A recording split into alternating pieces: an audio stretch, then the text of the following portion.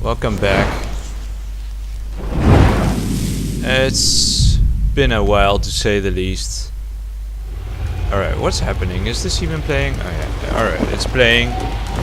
So there's nothing to be worried about. For some reason, Streamlabs didn't catch on immediately.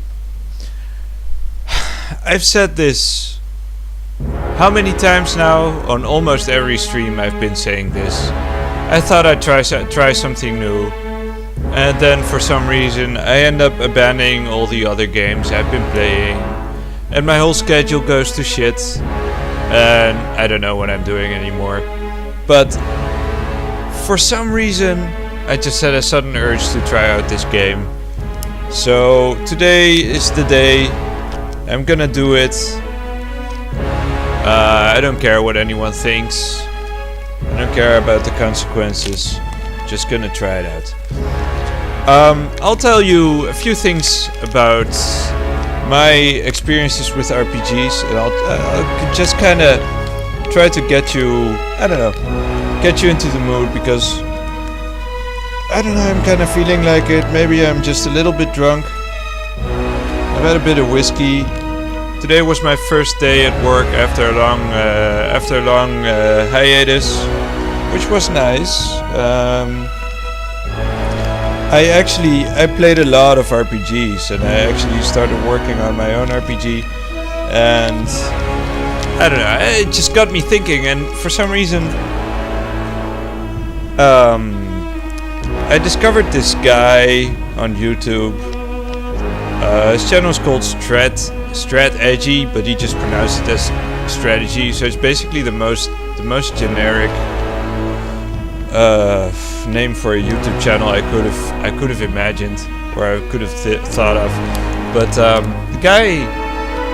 guy knows his shit, and he's talking about like gameplay and story writing and game mechanics and all that stuff. So, and he's a big RPG buff. So he was like, he had like this like the first video I watched was this amazing video on Planescape Torment, which is definitely still one of my favorite games of all time. And he was lauding this game to such a great extent that I just had to try it out. So this is the reason basically why, even though personally I never really felt much for it, I decided to try it out anyway. So difficulty. Combat tooltips. Alright. Let's check out the graphics. Color blind mode. Some visual effects in the game will be altered to be more friendly to colorblind users. Wait, how many colorblind users do they have? Gib effects. What are gib effects? Okay. Big heads. What? Thanks to Josh. Okay. Who's Josh? Okay. I think I'm just gonna leave the game as is and not get into any of this. So let's get into new game while I continue talking about. Oh yeah, we got the difficulty. So either way, I don't know. I'm thinking I want to make this kind of a bit of a more of a reflective, contemplative, strategic experience. Like I want to talk about my experiences with RPGs overall. And the one thing that I've always done, like my favorite class of all time in any RPG, and mostly Dungeons and Dragons, and most RPGs are basically Dungeons and Dragons ripoffs. So there you have it. My favorite class or archetype is the Paladin. I'm always the lawful good kind of guy. I'm always goody two-shoes. That's just, I don't know, maybe it's just my Christian upbringing, maybe it's, I don't know, but I always loved the Paladin, because for me, he was the ultimate, for me he's the ultimate RP guy. he gives me the most, because he has restrictions in how you're supposed to play the character. That's why I enjoy him so much. So basically, that's kind of my. I hope the sound is not too loud. By the way, something weird's happening because for some reason my audio input capture is suddenly in the red. So I hope that's not too big of a problem. I might have to lower it a bit. In fact, let me just do that right away. No, it's not. Wait, it is. What the fuck? You gotta be kidding me. Alright, let me just check it out. No filters applied even. What? It's just. Alright, let's just lower this a little bit. So how's that? Alright, that's better. Alright, so either way. But this game is all about playing evil characters. In a sense. It says, I think one of the big selling points is that evil has conquered the world and you're basically the big harbinger of evil, kind of like an inquisitor, and you basically have the authority to destroy anyone, to quell all rebellion and whatever. I still have to see how that goes. I'm not sure how well I will be playing that role, to be honest. But that we will have to wait and see. Alright, so we got the game settings. Expert mode, trial, fire. And then we got... this reminds me of Pillars of Eternity, which I didn't like that game. I couldn't stick through it. It was just boring. I don't know what to say. And I feel kind of bad because I never finished my Kingmaker stream either. I do want to continue it at some point, but I think I want to start a new game because I want to take a different approach, because like my character was kind of funny but also kind of stupid. And like if there's one thing I know about RPGs is don't try to make a character with a stupid name, because then you'll have to stick with it and then it won't be funny anymore. So I'm gonna try someday when I have the time and the motivation. I will try do another playthrough and try to do it seriously. So either way, we got. It doesn't even say what kind of difficulty. Oh, the story mode difficulty requires minimal micromanagement and easily forgives mistakes in combat. Enemies receive a penalty to most stats. Companion combat AI is enabled by default and party members do not receive wounds until they are knocked out. Normal difficulty requires strategy and efficiency but forgives a few mistakes in combat. Companion combat AI is enabled by default. Okay. Hard difficulty and the damned difficulty. I think I'm gonna go with normal because I don't like the idea of my opponents having penalties. That's basically it. And like, I used to be the kind of guy who only played games for stories, but suddenly, somehow, I do think I've learned a couple of lessons through the years, and I'm playing on normal now because I believe usually that's about the way the game is meant to be played. Like, it's not unreasonably hard or easy, so that's what I'm gonna do here. For over 400 years, the armies of Kairos the Overlord have swept across the known world. War never All changes. who stood against them fell before their might. Even the Archons, women and men of immense power, were forced to kneel, chained to the Overlord's will. Now Kairos' final conquest has come to our corner of the world, and two of the Overlord's armies compete for the honor of taking our lands. The elite disfavored, and the teeming horde of the Scarlet Chorus. The voices of Nerat, spymaster and archon of secrets, guides the fierce and undisciplined masses of the Scarlet Chorus. With each battle, the Scarlet Chorus grows stronger, as the defeated are given a simple choice: serve or die. Graven Ash, Archon of War and the Overlord's most loyal general, leads the disfavored. Though small in number, Kairos' ironclad legion has never met true defeat in open battle. Watching over the two generals is Tunon, the Adjudicator, Archon of Justice, eldest of Kairos' minions. Tunon brings Kairos' laws to newly conquered lands, aided by the Fatebinders, judges and executioners of the Overlord's laws. You were among the youngest of the court of Fatebinders when Kairos' armies came to our lands. How could we have known that the fate of thousands would rest in your hands? Oh no.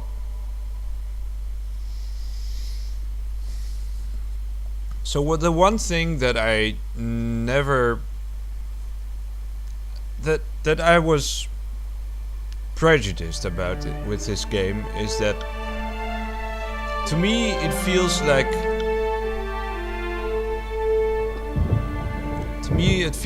a kind of a Game of Thrones wannabe, and I will admit this, I am not a fan of Game of Thrones. Like, I hate Game of Thrones with a passion.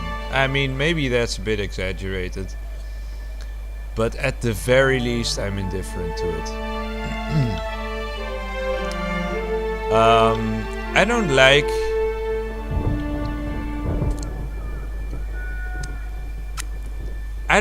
the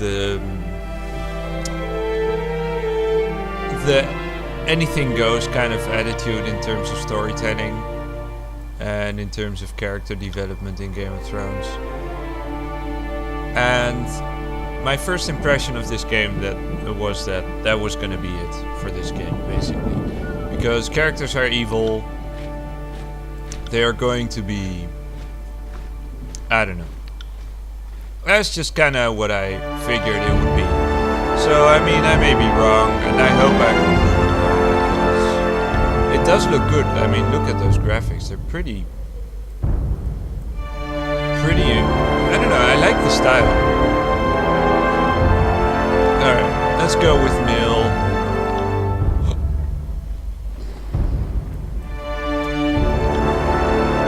Okay, I do one facial here.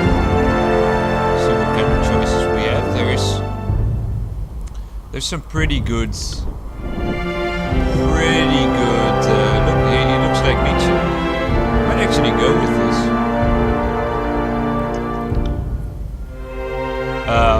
Did I mention Friedrich Nietzsche is my favorite philosopher?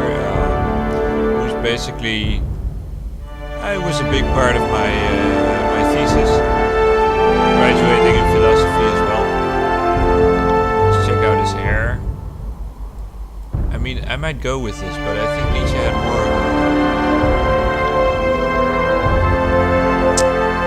That's kinda close. Kinda. I don't like how it's tilted to the right.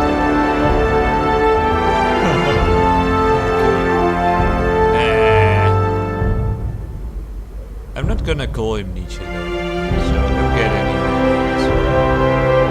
I actually think that this looks pretty badass. So I'm just gonna stick with it.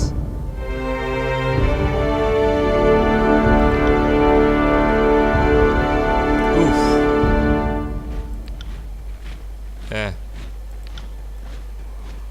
Okay, kinda. Okay, that's kinda. Okay, I think this one might be the most accurate. Okay, I really made him look like Nietzsche now. Hair color. I think I am gonna go for reddish. He's gonna be one of the weirdest characters I've ever made. I do think I'm gonna give him a name that I used in my recent RPGs though. On the lookout. My wounds are slowing me down. Interesting. Heads up, we have company. Good work. I think I'm gonna have some nuts as well.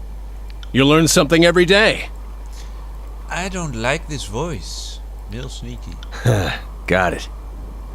On the lookout. We must rest, soon. On it. Interesting. To battle! Flawless! Okay. The voices are generic enough to not... You learn something every day. Bad. They're decent. Yeah, I'll just hold on to this. Kind of minimalistic and pretty generic.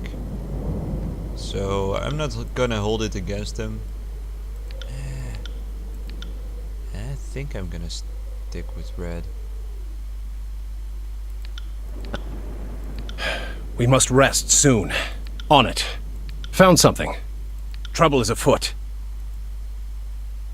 Maybe I should stick with noble. I don't know. Let's check out the tattoos. Okay, that looks ugly. That looks okay. I don't like the colors though, but we can change those. Okay. I don't like gaudy tattoos. I like maybe some modest tattoos, but I'm not a big tattoo fan. I mean, this is passable. These are passable. These are actually really passable. These are pretty good. Even though it's kind of weird that they only focus on the legs. Okay, this is decent. I think decent is a bit higher level than passable. Okay, this is okay, but I would put it below passable. This is just a facial. I don't like facials. Like the only facial tattoo that is acceptable to me is a scar. That is actually pretty neat. I kind of like this one. I might actually go with this one. Let's see what else we've got. Okay, this is just gay. This is okay. It's actually not bad. It's kind of weird.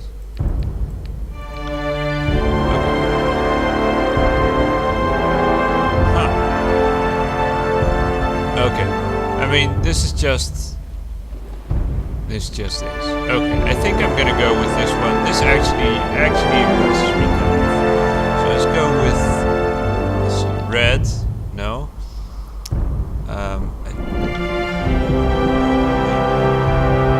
Red.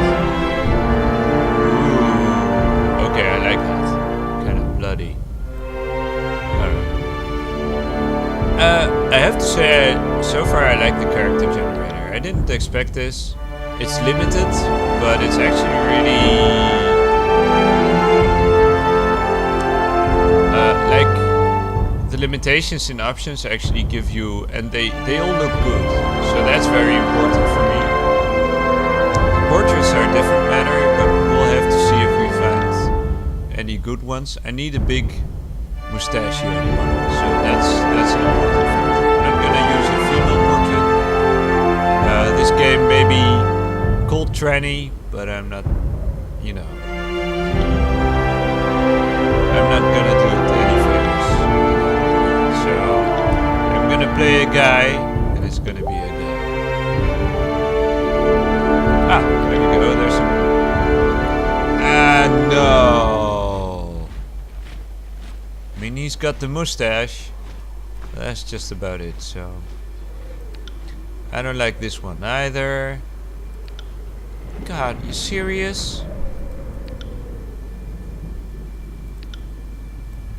Alright. What's the matter with modern CRPGs and fucking portraits? Why can't they just get one portrait right? Look at this guy! I'm not playing as this guy. It's not happening. Or that guy. I mean, like, it's so weird that the character generator itself is so consistent and so easy, and the portraits are just all over the place, and just no consistency. Is it just me?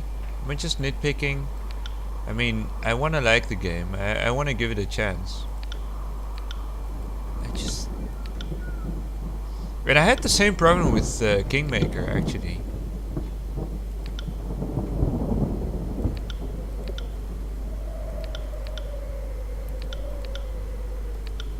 God damn it, just give me an...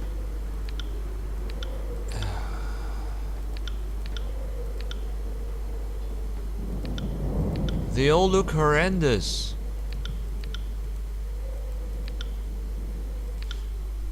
Basically, I already took a look at the art book, and it wasn't very impressive, to be honest. Like the concept artist wasn't, I don't know, it wasn't great. Maybe just me, but I could have drawn better models.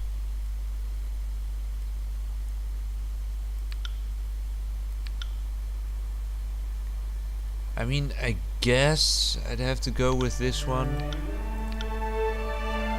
But seriously, I don't want to play Mr. Hipster guy. I want to play Mr. Cynical Philosopher here.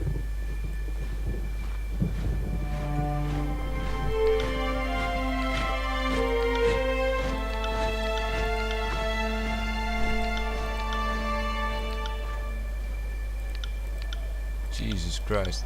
And just the fact that you can choose a female portrait for your male character, that's just fucking toxic. Alright. Hope I'm not boring you guys to death, but this is an important decision for me.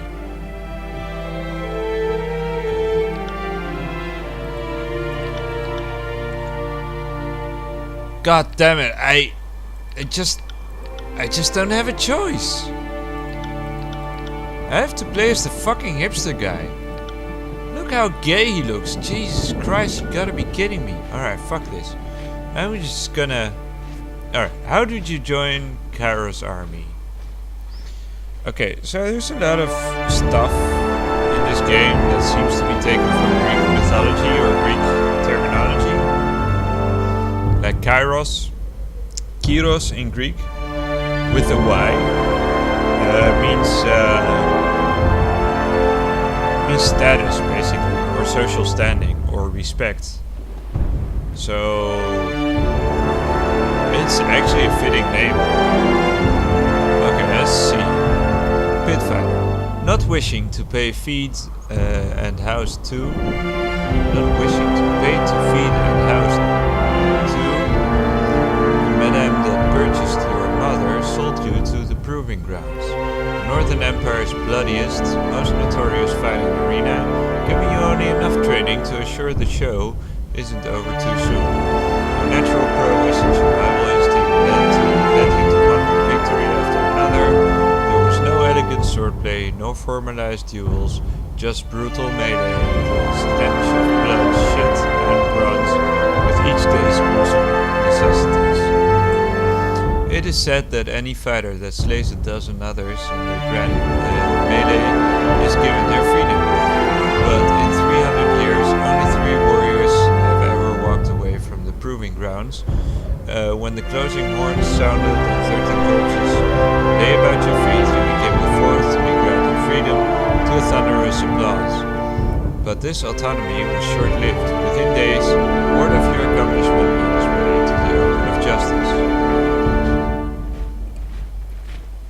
Not my thing. Soldier. Unable to settle the year's accounts with grain, your parents offered you as tithe to the overlord instead. Seeing your first battles as a child, you've known all your life how to fight, how to stay calm in the sight of blood and disembowelment, and how to rely on your fellow warriors deemed smarter than the average killer. You were groomed for command and given an education in letters and numbers. With rumors of war, it seemed recruitment into the disfavored legion would be the obvious match for your skills, but the Archon of Justice is known to say that a good iron is not used for swords, and good minds are not used for soldiers.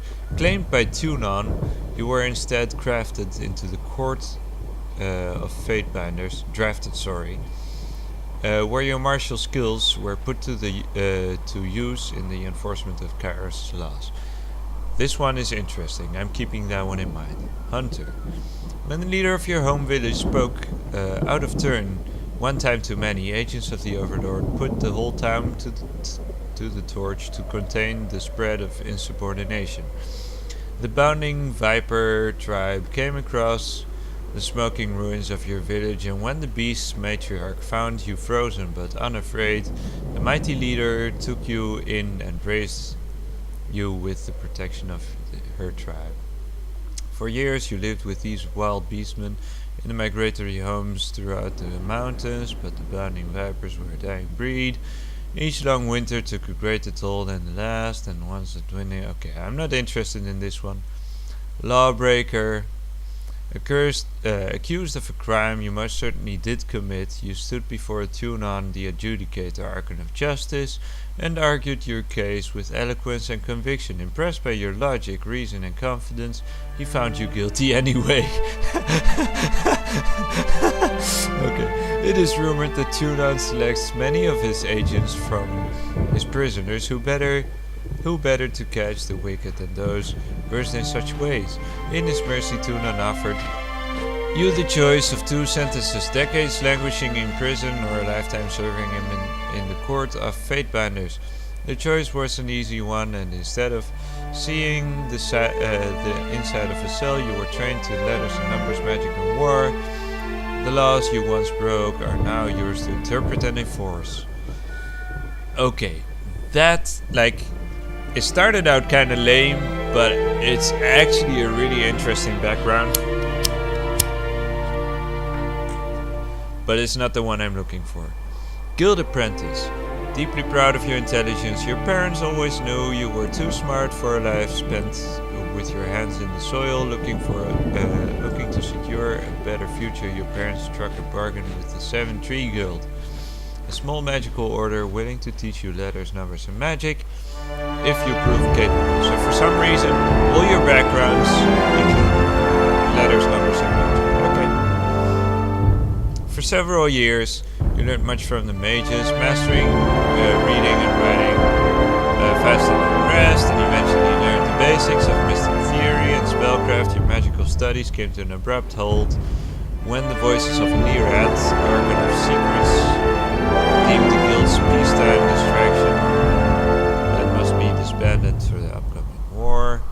Its mages assigned proper armies, while your peers went on to other guilds and were seen too valuable to be wasted to the armies. Instead, your life was claimed by Tunon, Archon of Justice, for some fucking reason.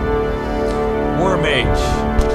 Okay, I think it just sounds nice to me. Few have the combination of wits and courage to be accomplished casters and warriors, and those cursed with such a combination of talents are invariably pulled from their mundane lives and assigned to the armies of the Archons. Your earliest memories are a painful slog of training, study, lecture, and exhaustion, all the elements of being groomed for battle. You knew better than to ask what became of your family, nor to question the missives allegedly penned by your hand that were part of your earliest lessons in training. When you reached adulthood, Tunon the Adjudicator came to the barracks and laid claim to your life. Seeing you as too valuable for the crucible of battle, the Archon of Justice deemed your life better spent dedicated to the art of punitive legal remedies. Though you had much to learn in the battle's civil discourse, none could deny your bright future as Tunon's next great enforcer. So that one sounds really interesting. Noble Scion. Born to noble parents, you were groomed for leadership. That's also an interesting one. Your youth spent on letters, history, rhetoric, and other matters of culture and statecraft. Though you had wealth and creature comforts, you were expected to grow up quickly and bear the honor of shepherding others through prosperity and war. When your parents came under accusation of sedition, you were sent to the court of Tunon, Archon of Justice, to defend your family's actions. Your parents were found guilty. Their sentence, the dissolution of the treasonous estate. Eloquently pleading your own ignorance on your family's actions, you negotiated your most important deal yet. Immunity from the crimes of your family for the simple cost of swearing fealty to the Archon himself.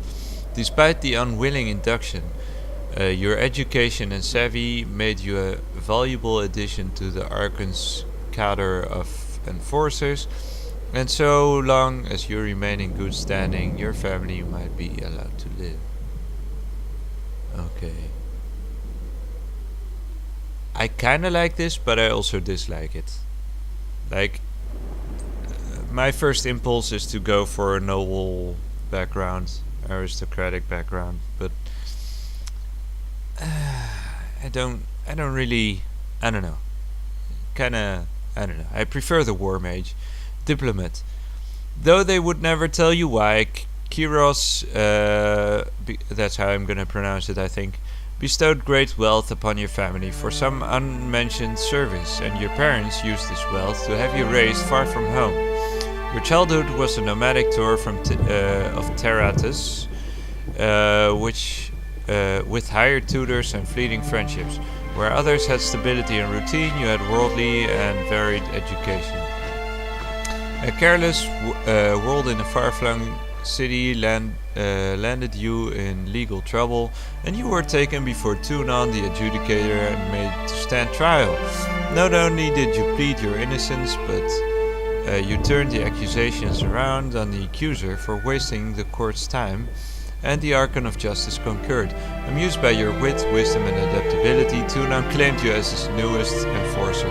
So this one's the most frivolous and idiotic background, but I kinda like the twist that you just kinda pulled a... But the choice for me is indisputable. I'm taking War Mage.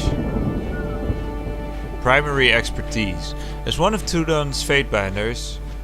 Oh... you received training in the arts of war, the intrigue of magic, and the inexhaustible depths of Kiros' law. Across the Northern Empire, the education of Fatebinder is second to none. Those bearing the title are expected to read instructions and understand the economics of the realms in which they operate. Literacy and mathematics, skills are rarely found in Terratus, are essential skills in the execution of law. Subtler talents like speechcraft or tactics are owned with time and expertise under Tunon's guidance. So one of the things I really like about this game, like from the first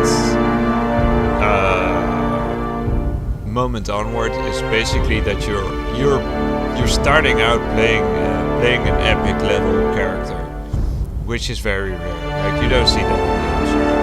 And your character is basically, I mean, he's not God, but he's a prophet. He's weird.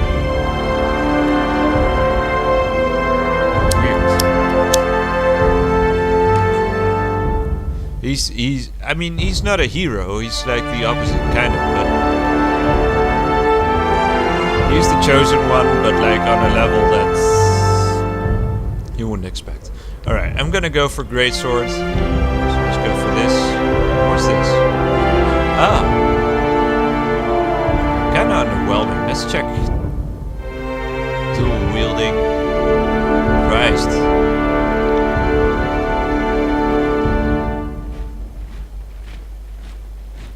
Javelin. Jesus.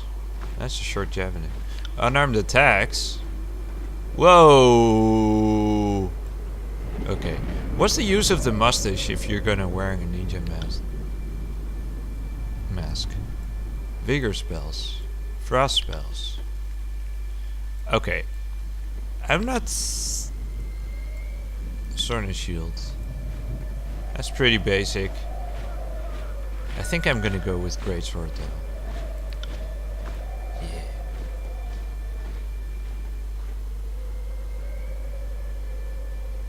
Yeah, I think I'm gonna go with greatsword.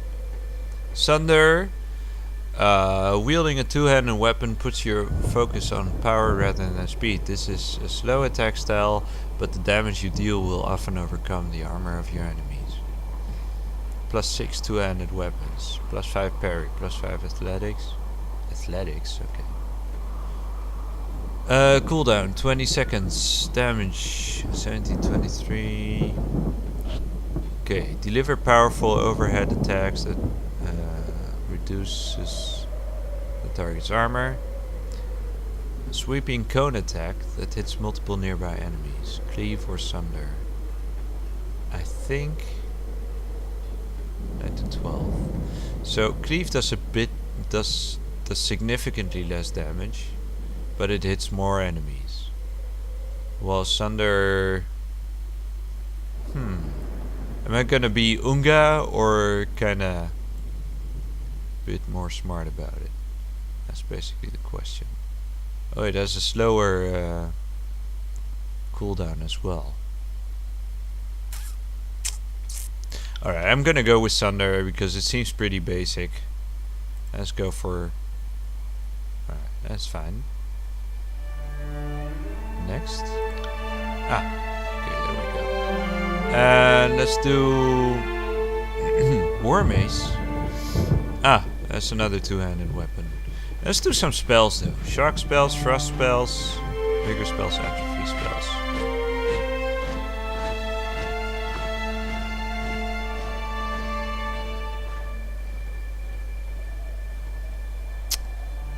Okay.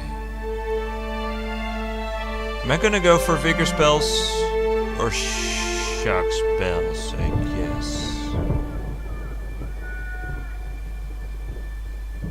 Frequently interrupt their enemies, preventing them from executing their attacks. That's pretty handy. Alright, you know what? I'm gonna go for vigor. Yeah, the will to power. Alright. Making Nietzsche anyway, so. Character colors. Okay. Ooh. Okay. I kid.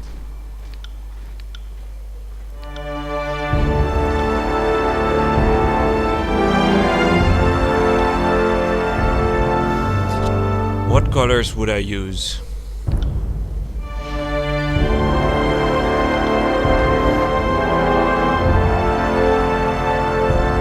Yellow and purple seems like a good choice. No way.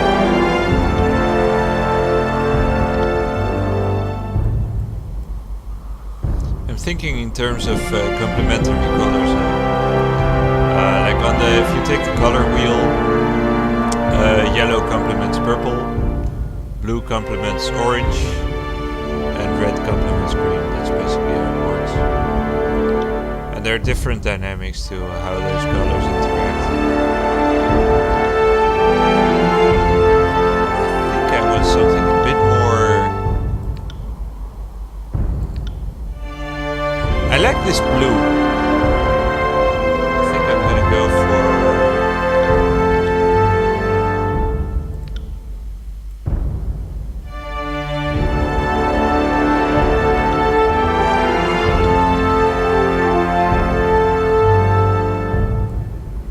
I kinda like that. Maybe red. Red. Seems kinda awkward.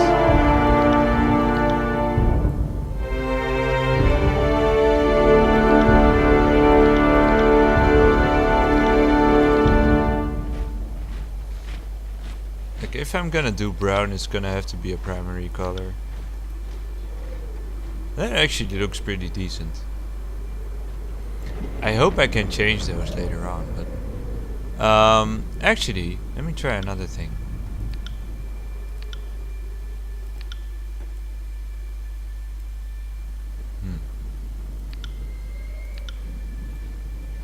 Okay, that actually looks a lot better. Alright, let's see what kind of banners we have. Ooh, that's a lot of choice. Alright, so one of the things I really love is heraldry. Heraldry and I mean like what's flag? Science of flags, I think it's vexillology. That's not really my thing, but heraldry is really my thing. Like, I love the symbolism behind it and the rules. set up for it, and I've designed several coats of arms that I'm pretty proud of.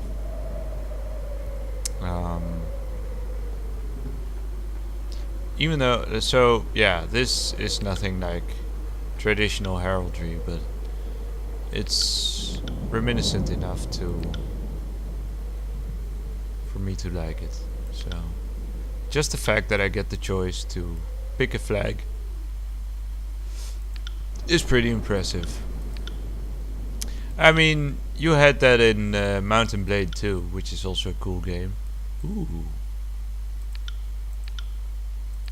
I want something a bit more. I don't like the pen, I don't like the fist, I don't like this. I want something a bit more traditional. Just a. I mean, what's the use of this? Like, the whole point of this would be that the shield would be used for the coat of arms. So why would the shield be a coat of arms? Or a blazon? Or a... It's kind of weird. Okay, I don't like this at all. This is kind of interesting, but not really. Fuck. Huh. Okay, I do like this one. Holy shit, that's edgy. Whoa. I mean, this one's kind of cool. Fucking planet. Hands holding the sun. This one's nice and generic. That's why I kind of went for it the first time. I might actually go for it.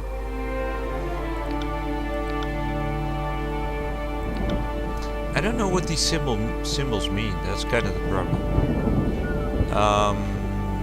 I do kind of like those weird alien symbols. I think I'm gonna go for this one though. Just nice and neutral. Anthony. Alright, that's my character's name. Deal with it. Alright, then we got might. We got attributes: might, finesse, quickness, vitality, wits, and resolve. What's the difference between finesse and quickness?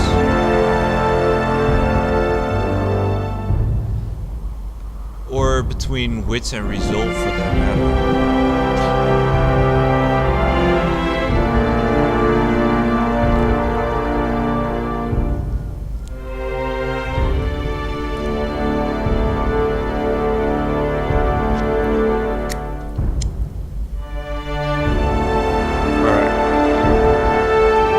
Go for might.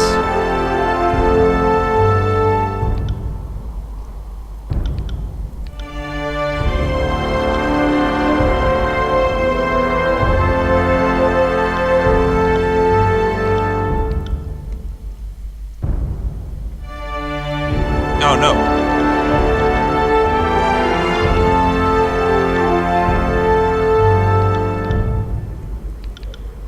Okay.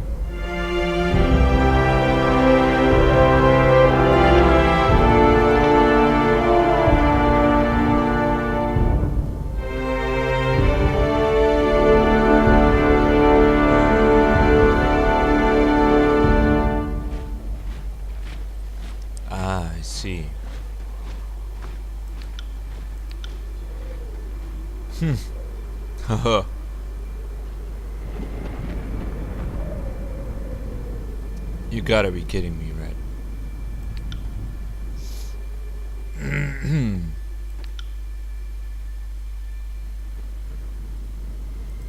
Alright. Let's just leave it like that. Alright. 14, 10, 10, 11, 11, 12. Alright, it's not bad. Magic skills. Control vigor.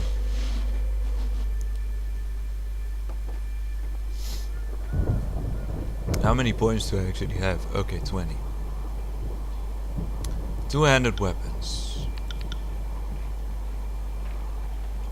Bows.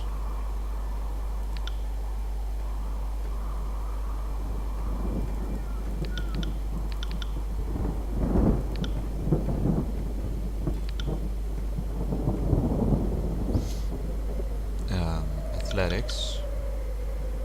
Lore. And maybe some parry. Actually, might actually improve parry a little bit. There you go. Alright, that's fine.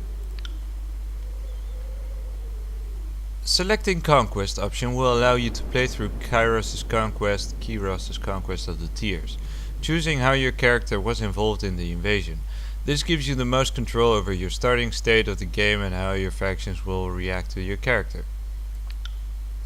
Selecting Quick Start option will bypass the conquest phase of the character creation. You will select from a list of available templates for how your character was involved in Kyros's conquest of the Tears. This will affect the starting state of the game. Alright, let's go with Conquest. Just like that. All the world has fallen to Kyros, and now the Overlord's eye is on the Tears, our home. The last corner of the world free of Kyros's reign. 2 armies, the Disfavored and the Scarlet Chorus, march south from the Northern Empire, the last realm to fall to Kyros a century prior. In the early days of 428, Kyros's armies arrive at the Gates of Judgment, the mountainous border that we Tearsmen so long believed unassailable. Unable to agree on a unified plan of defense, the various leaders of the Tears sit and wait for each other to deal with the conquerors, until it's too late.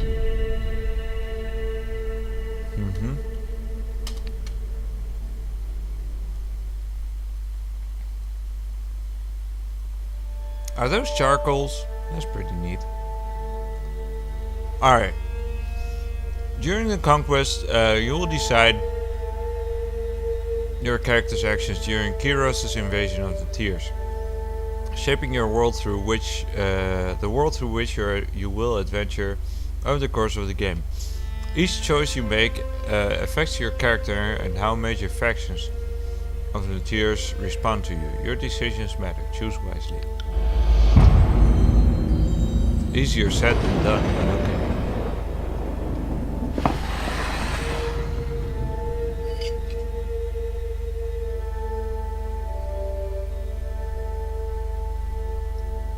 Alright. The Bastion City stood on the northern border between Kyros's empire and the Tears, built upon natural harbor at the crossroads between the realms. The city was a nexus of commerce. To the Tears, it was the city of all wealth. To the northerner, it was little more than a backwater trading post. Its symbolic status as a gateway to the continent made it a natural first target to Kyros's military conquest. Circumstances were ideal for you to prove your worth as a soldier in Kyros's armies. Taking this city would send a message to the rest of the Tears. Kyros's will is insurmountable. Select a token on the map to begin. Let's see, what do we have? Gates of Judgment. In the first major engagement of the war, Kyros's army crossed the mountains and established a foothold. Both armies sent their forces to prepare the way.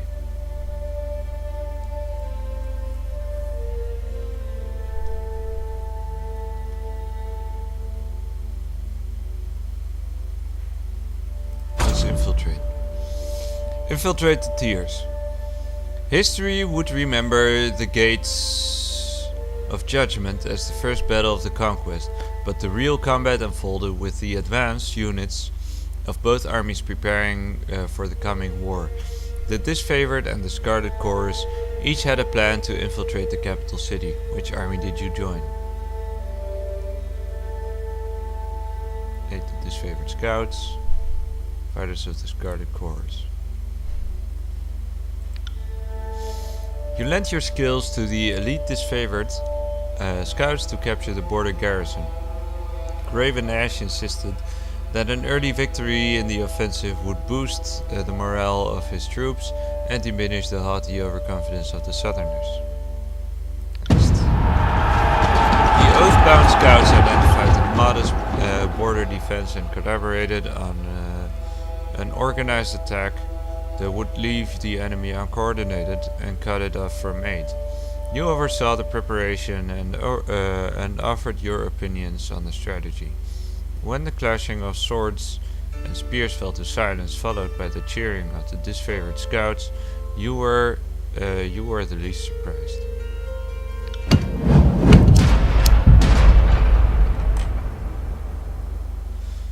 Okay, so 2 birds with 1 stone, am I reading this right? Inside agent, you found an ally within the city to prepare the way for approaching armies. Containing the fire. The Bastard City resident fire mages threatened the first leg of the conquest. Kyros' forces put a stop to their unchecked power. Inside agent or containing the fire. I mean, look.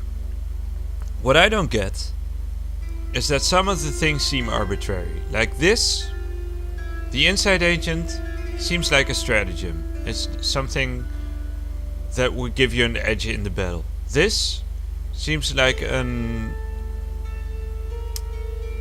would you say, like a liability or like an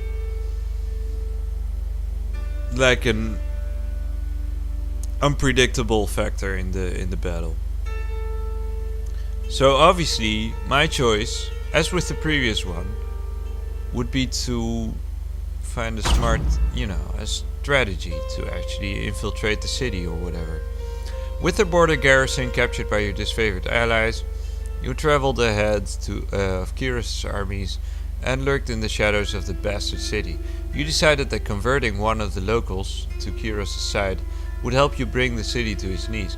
After all, corruption starts from within.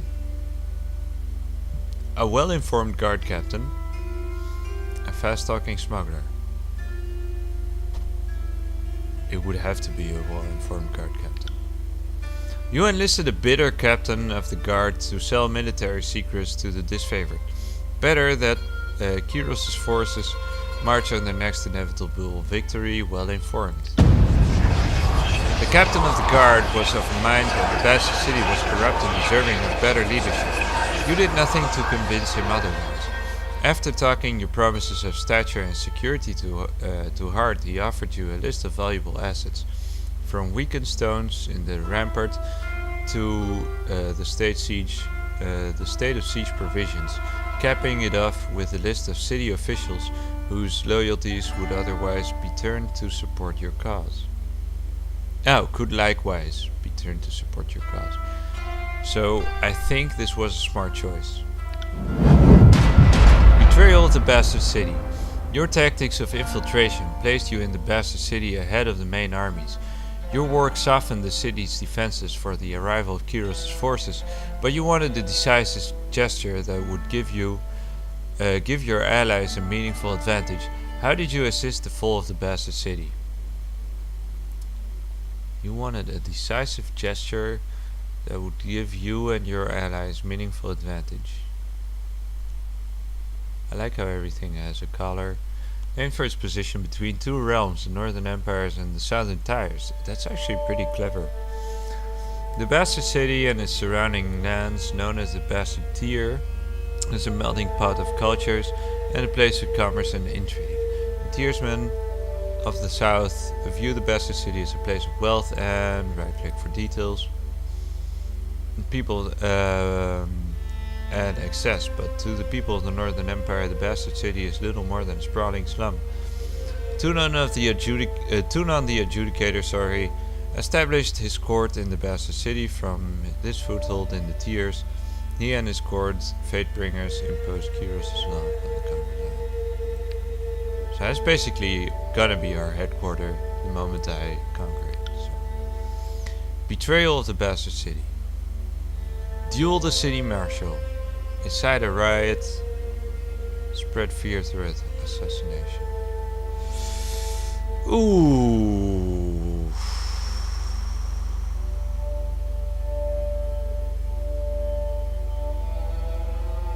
I think I might incite a riot. Like, dueling is all well and good, But I already, first of all, I already favored this faction enough. And second of all, it's just like, it doesn't mean that other people will follow you. Neither does assassination, because that means that you just make them afraid. But inciting a riot means that they actually become passionate about your cause. Spreading the word of Kyros, you converted the poor and disaffected into a hidden army of the Scarlet Chorus. Once the dust settled, the army wished to bolster their troops with these sleeper cells. Abilities: Searing Palm. Gather heated energy into your hands and release it onto a foe. Target ignites in flames, burning over time. Nice. Got an advantage. Ability. It didn't take much to convince the bastard city's downtrodden that Kyros was the superior power. You armed them with weapons and knowledge of a signal you would raise when the time was right. As the armies appeared outside the walls, you ignited the spark that fanned their anger into a full-scale riot. The chaos they spread in Kyros' name weakened the city to such an extent that its inevitable fall was but a formality. Alright, see? I think that was a really better choice. The thing about this is too, like,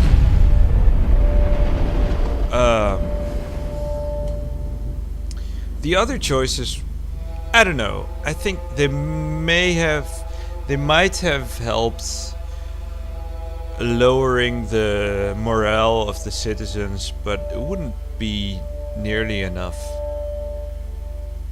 It's amazing that I've been going for an hour already almost, and I haven't even gotten into the game. This is crazy. I have no idea. And I've watched videos of this too, but it just makes me think about what I want to do. And even though like all these choices give you advantages, like none of these is gonna mean that you lose the conquest mode. You know, you're just gonna do it. They're just different approaches to do it. Like you can do the straightforward approach or the sneaky approach, and I'm trying to kind of pick like a middle road in that regard. The bastard city settled into a new state of normality, with every every tower displaying Kyros' banner. Your name was whispered alongside rumors of a decorated career to come. The armies divided into two fronts and migrated south. Tunan sent word that you were to join the next frontier of Kyros' conquests, either as judge and overseer of the settlement of Lethean's Crossing, or as a war advisor with the armies advancing into the realm of Apex. What is Apex? You may choose one of these locations, Lethean's Crossing or Apex. Alright. Either as a judge and overseer of the settlement of Lethean's Crossing, or as a war advisor with the armies advancing to the realm of Apex. Alright, this is gonna be interesting because I have no idea what this means. Deposits of iron made the settlement of Lethean's Crossing a strategic war asset. Kyros and the forge-bound smith mages of exceptional skill to establish a flow of weaponry. Wait, what? Oh, sent the forge-bound, okay, sorry. Tunan and the Adjudicator sent one of his fate-binders to ensure the enforcement of Kyros' law. Okay, seems kinda boring. Apex. The troops of the mountain realm of Apex stood idle in the safety of their valley, biding their time as their neighbors in the bastard tier fell. In the second year of war, a joint force of the disfavored and Scarlet Chorus crossed over the mountains to take control of the tier's central valley.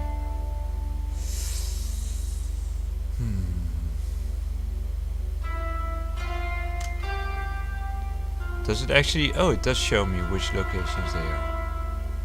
Apex and Lethean's Crossing. Or Apex. Or Lethean's Crossing. Or Apex.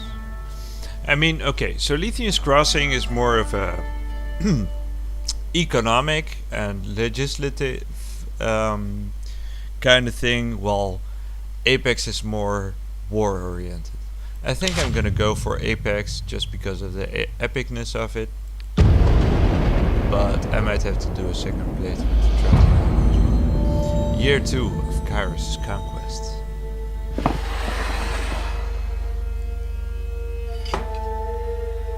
Apex. The mountain nation of Apex, ruled for generations by the queens of House Vendrian, stood at the heart of the Tiers. No army could bypass the landlocked realm without leaving their flank exposed to attack.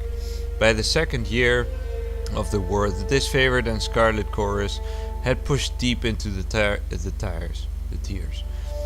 Elements of both armies were dispatched to conquer Apex. Tunon assigned you to accompany them, tasked with bringing Kyros' law to the territory, as well as keeping an eye on both armies. Okay. I do think I like this choice in the end, because... I mean, in the end it doesn't really... I don't know. It doesn't really matter, because all your choices are meaningful in this setting, in this...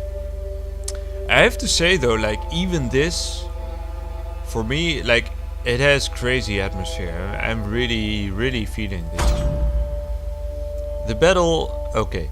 The Battle of Edgering Pass. The Archon of Stone assault was perhaps too successful. This, Denial of Strength. A new school of mages presented problems and opportunities. The Disfavored sent their most destructive ally to crush Edgering Fort, Cairn, Archon of Stone, buried the stronghold under an avalanche triggered from the surrounding mountains. The Scarlet Chorus were promised captured enemies for recruitment, yet none survived the onslaught. The Chorus demanded compensation.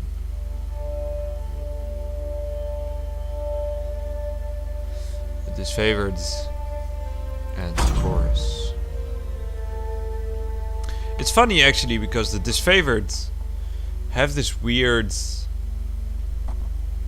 name that makes them seem like criminals, but they're like the elite warriors kind of, that don't spare troops, they don't conscript enemies, while the Scarlet Chorus, that have the name Chorus, that sounds really impressive, they're the barbarians, but they actually conscript prisoners, so they actually prefer to not kill their enemies, which is weird.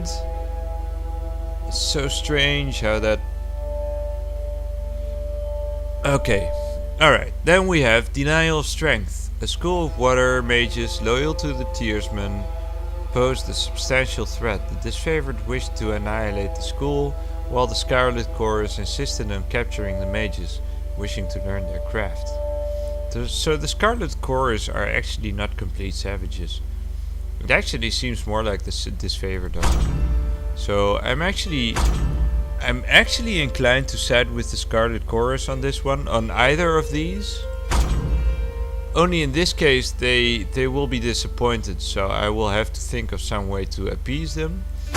While in this case I actually have a chance to give them what they want. So I'm gonna capture them.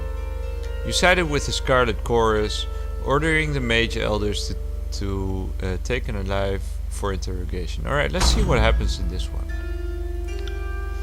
You upheld the Scarlet Chorus claim and demanded that the youngest Disfavored scouts join the chorus to settle the debt. That's just stupid. Alright, I'm gonna go with this one. Fuck it. Snake. Denial of Strength. Though countless lives were lost taking the mages into custody, the Scarlet Chorus praised your name as they dragged the beaten elders of the school to the voices of Neret's tent. And as a wave of screams and incoherent pleas reached their crescendo, the Scarlet Chorus soldiers outside cheered for their Archon. The Disfavored adjourned to their camp in grim silence, claiming the chorus lack the will and desire to fully wipe out the races of all traces of the enemy school. Alright, I'm happy with this. Poisoning the well. Poor communication led to the gruesome death of disfavored scouts. Captive Captain. Kyros's forces debate over the fate of an enemy captain.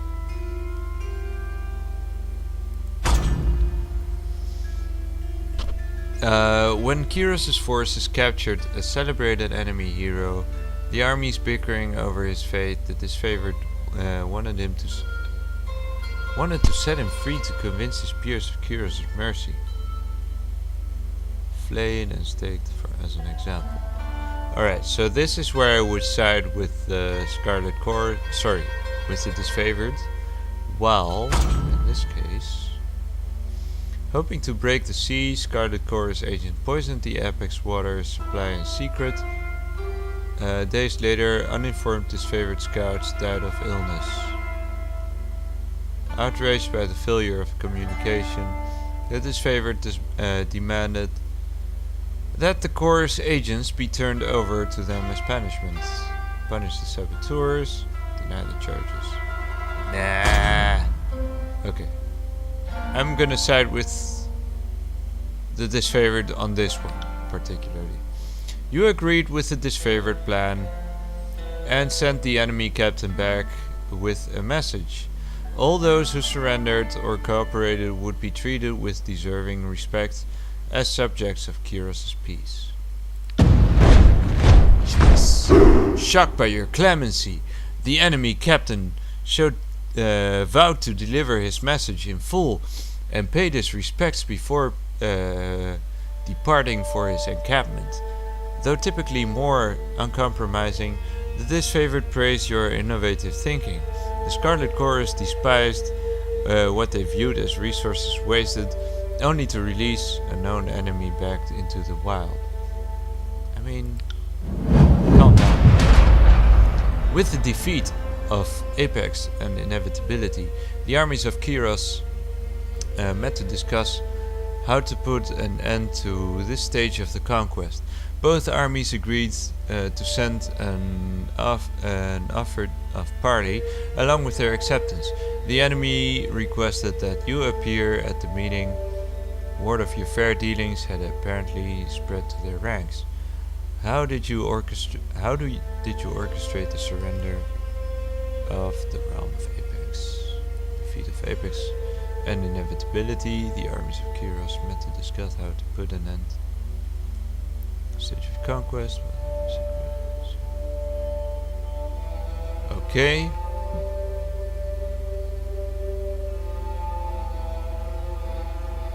Alright. Negotiate surrender. Challenge the queen. Negotiate surrender. Through the days of mediation, you negotiated the surrender of the valley to Kyros forces, putting an end to further bloodshed. I think that's the best choice.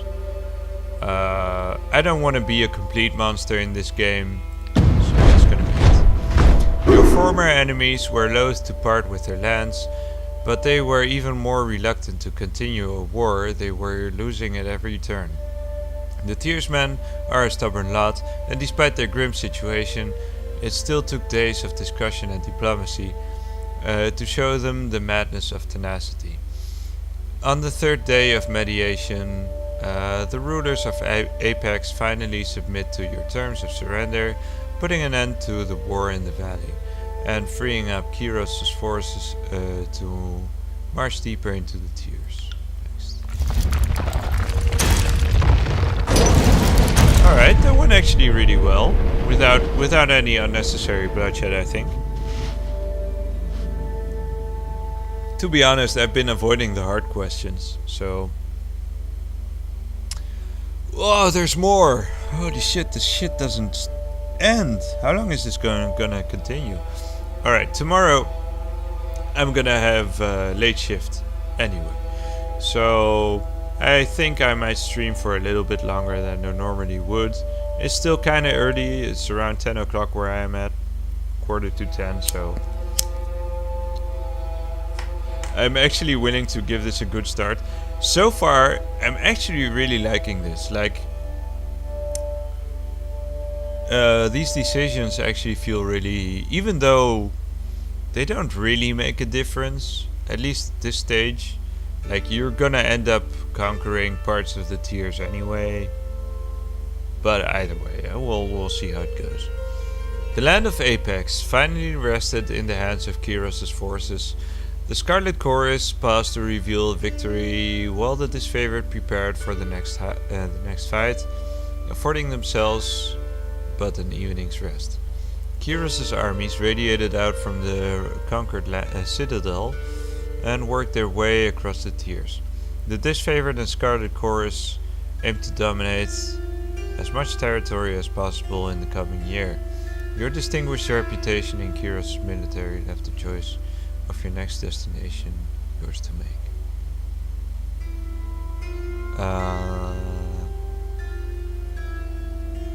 Disfavored, okay. Alright. You may choose one of the following locations. Stalwart. Stalwart. With its easily defended position and rich military tradition, the realm of Stalwart was one of the most formidable realm in the tiers. Was the most formidable realm. Vellum Citadel. Kyros' conquering gaze fell upon the Vellum Citadel, its treasures, its knowledge, its secrets. Or Azure. Azure. Azure. Azure. Kyros dispatched the Archon of Stone to subjugate the nation of Azure. I think, because I've been playing pretty warlike so far, I think I'm gonna go for the biggest challenge. Stalwart.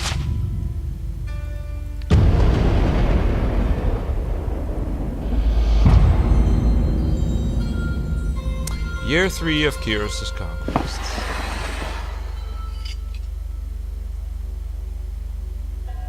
The realm of Stalwart was best known for its proud army, disciplined, courageous, and undefeated on their home soil.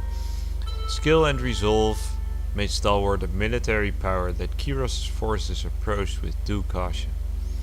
With its southern position, Stalwart had been largely safe from war, watching for 2 years as its neighbors fell to Kyros' forces. On the dawn of the 3rd year of war, Kyros' forces were finally poised to avoid the Stalwart Peninsula and subdue the Tiers' most vaunted army. Alright, I don't regret nothing. Alright, so we have a marching on empty. Tragedy struck when hungry Scarlet Chorus soldiers appropriated disfavored supplies. Or a contentious setback. A stinging defeat led to accusations among Kyros' armies. Alright. Either of these are not really my favorites, I think. I think I'm gonna go for this one. After defeat at the hands of the defenders, the Scarlet Chorus accused the disfavored of recklessness. The disfavored claimed the Scarlet Chorus brought too few soldiers to cover their flanks. Both armies refused to march until you gave a ruling.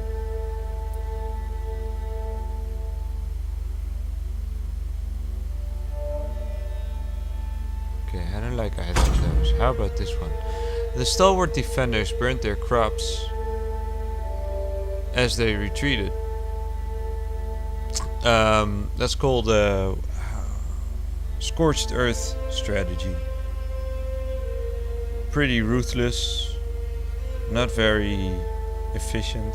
I mean, it's efficient in, I don't know, starving your opponents, but your enemies. But the stalwart defenders burned their crops as they retreated, leaving the invaders little to forage. Starving, the Scarlet Chorus mob raided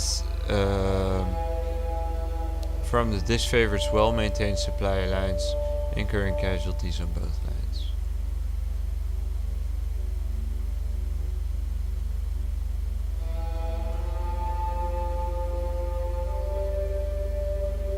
They should share their supplies. Alright, I'm gonna go with this one, even though it's not very nice. By your command, the disfavored shared their provisions. The thieves each lost a hand for their treachery. Alright, that is fine. I can live with that. Scarlet Chorus commanders argued that the Horde was starving. Being the largest of the Kyros' armies, they were also the least provisioned. The men were wrong to steal, but the disfavored were equally wrong to withhold supplies from their allies. You agreed with the Chorus version of events and ordered that disfavored supplies be shared. The thieves themselves would be punished with the loss of a hand and returned to the front lines. Oof. The disfavored found this a sickening aberration of justice and surrendered their supplies with grudging acceptance. Go fuck yourselves, you deserved. I mean, look. No, I mean, this is perfect justice in my opinion. Like, they got punished, the thieves. They were sent to the front lines with one hand. So, I mean, they got what they deserved. But they're right that the disfavored had no right to withhold supplies from the Scarlet Chorus. I mean, they're allies in this. They're supposed to help each other. Better dead than red. String of mass suicides led to Scarlet Chorus making demands of the disfavored. Beast of Stalwart. New Scarlet Chorus tactic provoked disfavored rage. The Beast of Stalwart. Scarlet Chorus mages discovered a spell to turn beastmen slaves against their handlers. The army prepared to deploy this tactic elsewhere, but the disfavored protested. The use of unsanctioned magical practices ran contrary to Kyros' law, and beastmen were considered too erratic to be relied upon, even as shock troops.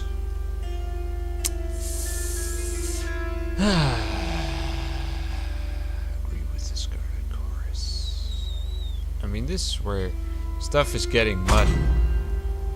Better dead than red. Rather than submit to Scarlet Chorus conscription, conquered locals began committing suicide.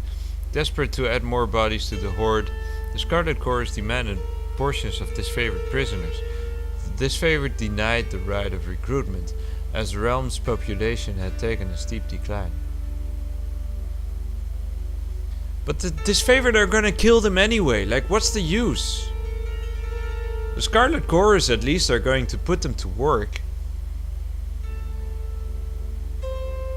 Deny the Scarlet Chorus their right to conscription. Grant disfavored slaves to the Scarlet Chorus. Alright. You refused the disfavored request and allowed the Scarlet Chorus to continue recruitment. Additionally, you ordered that the disfavored camp slaves be given to the Chorus to make up for the losses suffered.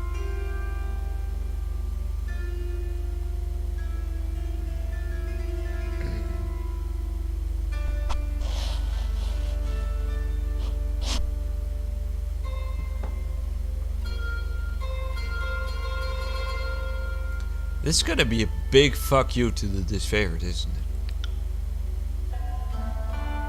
You banned the Scarlet Chorus from recruiting the realm of Stalwart.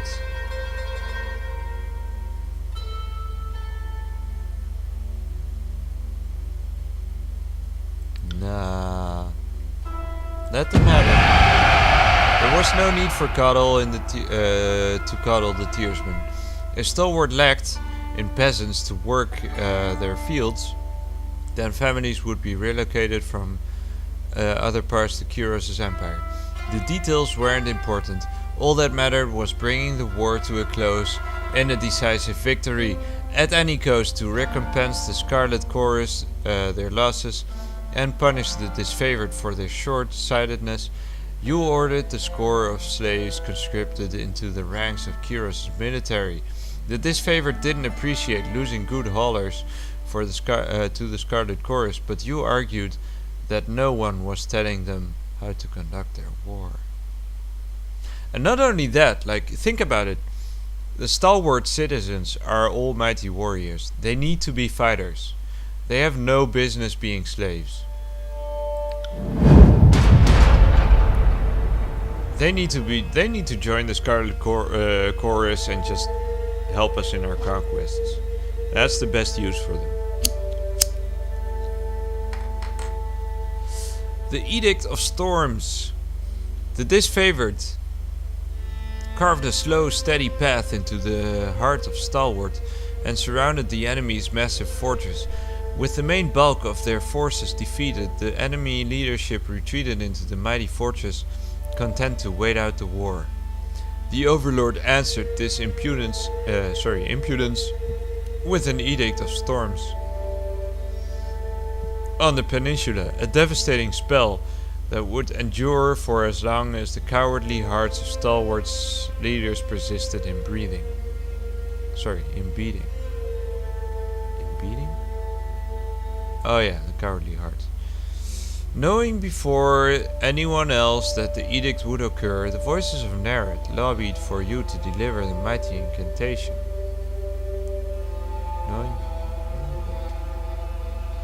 Aside from being given a 3-day window to read the edict, you received no other instructions. With an Edict of Storms on the peninsula, a devastating spell. Knowing before anyone else that the edict would occur, the voices of Narad. What are those? Known in his official capacity as the Archon of Secrets, the voices of Narad is an equal parts genius and madman. Rumors abound that he can steal the minds of others, though few, if any, are alive to confirm as much.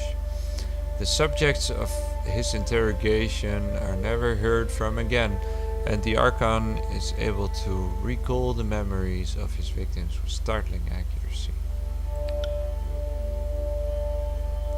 Give no warning, warn the people. How come the Scarlet Chorus are actually the more compassionate ones? I didn't expect this actually. I thought... I mean, on the one hand it makes sense, but if you think about it, the Scarlet Chorus are like a horde. They're like barbarians, or that's what I thought. But they actually care about the people because they need conscripts. While the disfavored, I think their deal is they use undead, so they don't give a shit. I'm not sure though, but they have a bunch of skulls in their symbolism and stuff. Even though I already, I did two disfavored ones, 2 Scarlet Chorus ones, 2 disfavored ones, and again 2 Scarlet Chorus ones. I am once more tempted to favor the Scarlet Chorus in this regard. So I am gonna warn the people because I am compassionate. In an attempt to ingratiate themselves with the people of Stalwart, the Scarlet Chorus insisted the warning be sent to the towns and villages so that the people may prepare for the horror about to descend on them. While, agreeing with the wishes of the disfavored, you proclaimed the edict at once, leaving the enemy no time to react. Stalwart had ample opportunity to surrender for several years, and the time for mercy was long gone. No. I mean, they didn't have the chance to surrender. So far, they were holding their ground, so they didn't have the chance to surrender. They were actually being brave warriors, which is something we are going to need in our empire. So I am going to spare as many as I can. Kyros' wrath was intended for the cowardly regions of Stalwart, not those unfortunate swept up in the calamity of their leadership. A warning in advance of the spell would give locals time to prepare for the devastation to come. You were content to let punishment fall on the innocent as lightly as Kyros' will allows. Comforted that you might yet spare lives, you broke the seal of Kyros' edict of storms and read the Overlord's incantation. Jesus Christ. The Edict of Storms. The clear skies darkened as you read the final words of the edict. A flurry of words and rain whipped through the rolling plains and craggy canyons, turning rocks, uprooted trees and hapless soldiers into hazardous shrapnel. Armed with a measure of foresight, you were able to remove yourself from the area before the storms grew more violent. Over time, nearby communities told of cyclones consisting of thousands of soldiers' worth of limbs, spears, armors and skulls. What's more, the weather showed no sign of dissipating. Several units of disfavored who fought the enemy in spite of advancing storm were caught up in the Overlord's magic. The few survivors regrouped and nursed their wounds. Their failure to topple the stalwart legion shamed them into believing the dead were dead more fortunate. The name Stalwart fell from use. People took to calling it the Blade Grave for the remade landscape festooned with the iron and bronze armaments of two once great legions. As Kyros' forces departed, you spared a glance back at the ruins of Stalwart, marveling at your work. You didn't have long to rest before Tunon called you into service once more. Jesus Christ, there's more of this shit? What is this? Conquest complete. Oh, finally. Alright, I was getting worried there for a second. You have reached the end of Kyros' conquest. Do you want to continue or erase your progress and start over? Why would I erase it? It went swimmingly so far. I'm continuing.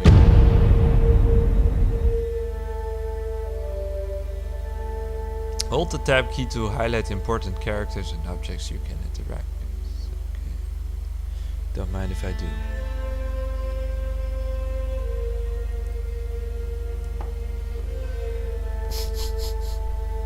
Oh. Alright, let me have some nuts. Loading. The year is 431, and Kairos' invasion has shattered all major opposition in the tiers. The younger realms, the bastard tier, the free cities. All who defied Kairos lay broken by battle, or bowed in surrender. The two armies of the Overlord, the Disfavored and the Scarlet Chorus, now control our lands.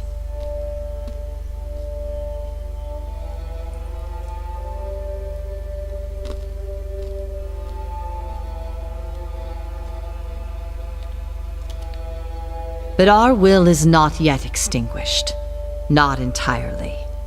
In the valley of Vendrian's Well, those of us unwilling to bow to Kairos have banded together in defiance.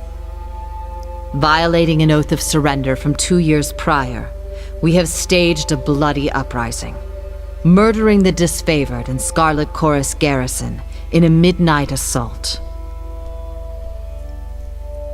No. With their main forces spread across the tiers, the Disfavored and Scarlet Chorus redeploy to Vendrian's Well to crush the resistance. But months pass with no definitive battle. As disagreement and discord paralyze the Archons, we bide our time and wait for our message of insurrection to spread across the tiers.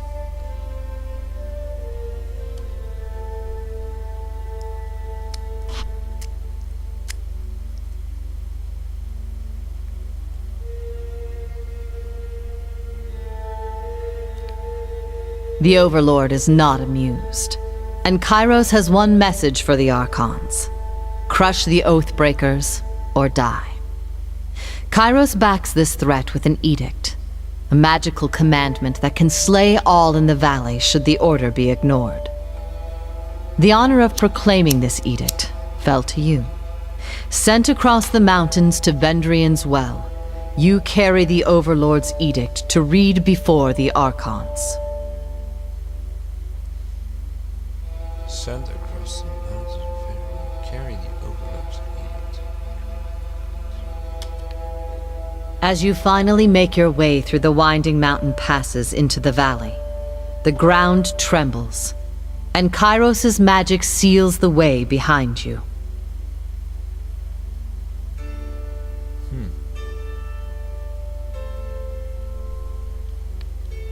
You are trapped in Vendrian's Well, with Kairos' armies and the Oathbreakers. The only way to survive is to fulfill the terms of the Overlord's edict, in any way that you can.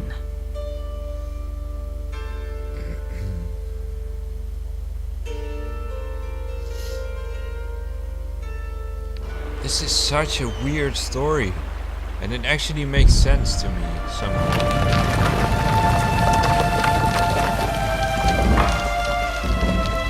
Fatebinder Wolram, I presume. We've been expecting you. Alright. Aurora. Kyros the Overlord be praised. When I heard the avalanche, I felt the valley was sealed with you on the other side. The disfavored warrior claps her gauntlets to her breastplate, the traditional salute of her legion. Aurora, huh? Favor 0, top tier 1 to tier 1. A pleasure to see you again, Fatebinder. You were with us since before the first official days of the conquest, and so it's fitting that you're here now, in what I hope is the last gasp of resistance from those backwards steersmen. Here's hoping you can convince the Archons to settle on a plan to crush the Oathbreakers. That's why you're here, right? Glare silently. I'm in a hurry to deliver a message to the Archons. Come bearing the Edict of Kairos. Our soldiers will complete their task or die. Can you hear that hum in the air? The glow around the rocks? The avalanche is Kyros' magic. The Overlord has sealed the valley. Let's go with this one. Your senses see more than mine, good Fatebinder. I do not pretend to know much about such things, but if that was Kyros' magic, and you're here on important business, well, you don't have to be the Archon of Secrets to guess that you're here to proclaim an edict. What does Kyros have in store for the enemy? 10 years of festering plague? An edict of twisted bones? I'm in a hurry to deliver the message to the Archons. Glare silently. I come bearing an edict of Kyros. Our soldiers will complete their task or die. The edict is leveled against us? Her eyes widen with fear. Her posture slackens. But the Scarlet Chorus prevents us from taking action. Why would the Overlord punish both of... She clears her throat with a sigh. Forgive me. It is not my place to question. We should have conquered the enemy within weeks of arriving within the valley.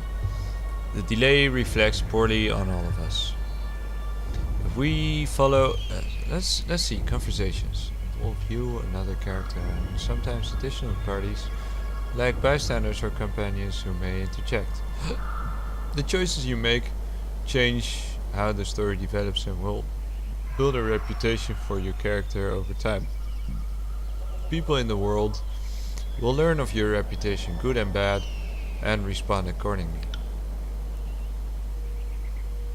Skills, history, and gender, as well as decisions you make, conquest make, all open up options for you in dialogue.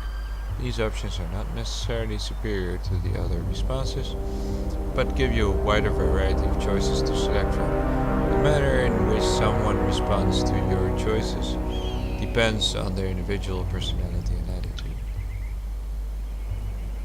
Each character who speaks to you will display a banner beneath their portrait. These banners indicate which faction the character is aligned with. The tooltip on the banners will provide details about how that faction feels about you. You will often see names of important characters and locations displayed in a gold text color. It's more like orange or bronze. Okay. The tooltips on these glossary entries provide you with important information about the world. Okay.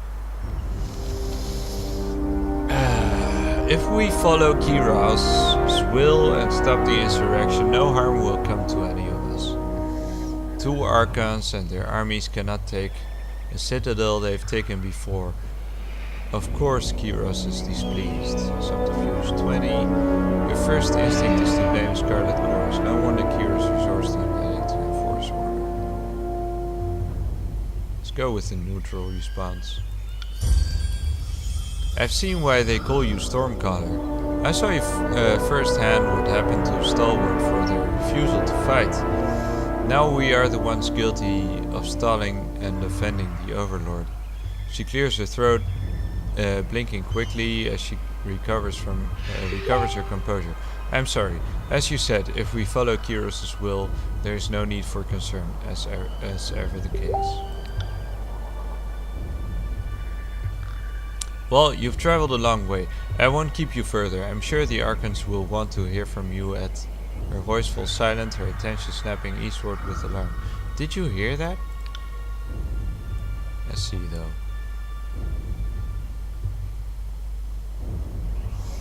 More runners. 3rd time this week.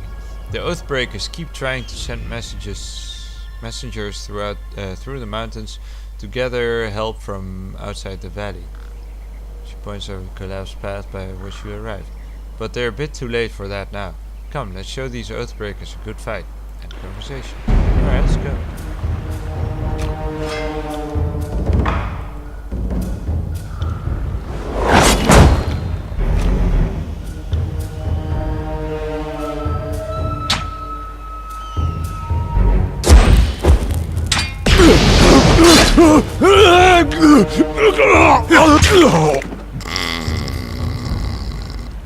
Alright.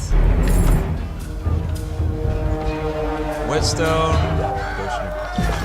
Will do. A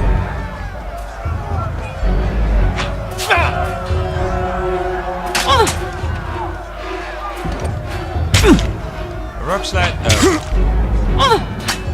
Path ahead. You can squeeze through a narrow gap between the stones. You can attempt to push one and pull.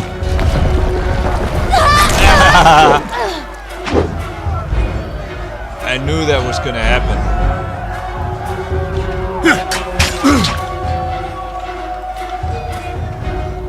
Oh wait. Titan's touch.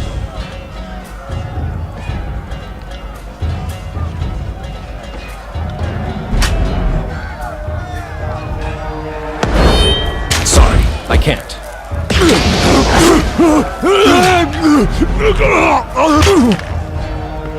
Will do. Take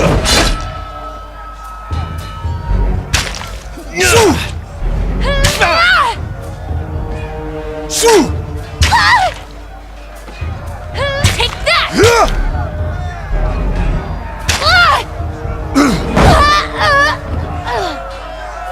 Alright. How you doing, mate? Stone shield. Don't bother me. Go down the pass. To the pass, Justice.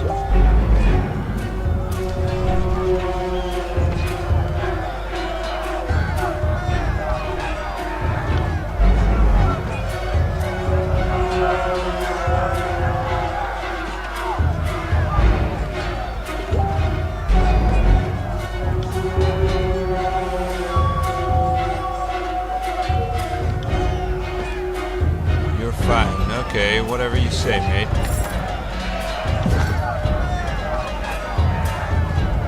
Let me just check my inventory. Level up. Oh, I did level up.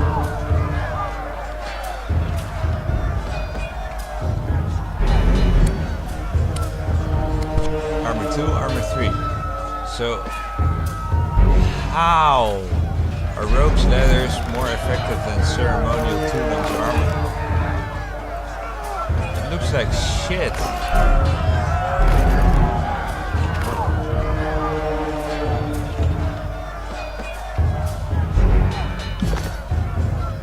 Let's go help the next.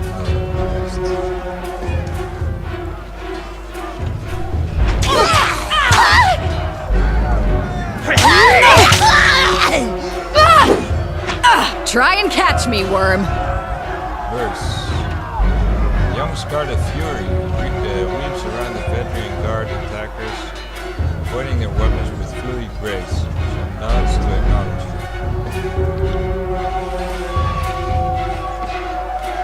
A breathless enemy soldier passes a glance to her countryman. This one's crazy. Too much lead in the water.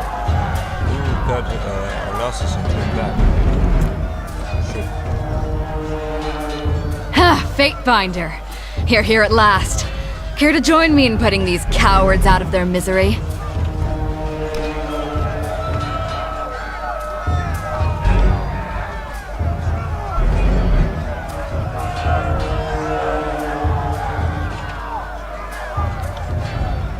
Look at that! I'll spill your guts! I can't move!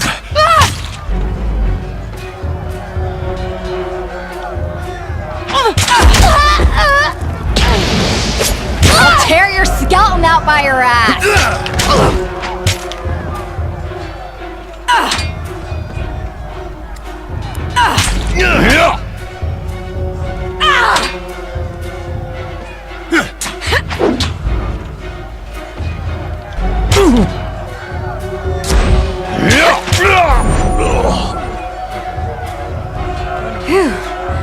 I can tell you didn't spend the conquest in a diplomat's tent.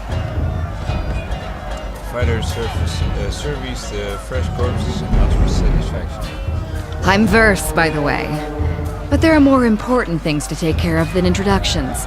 Those Vendrian Guard we killed didn't come alone.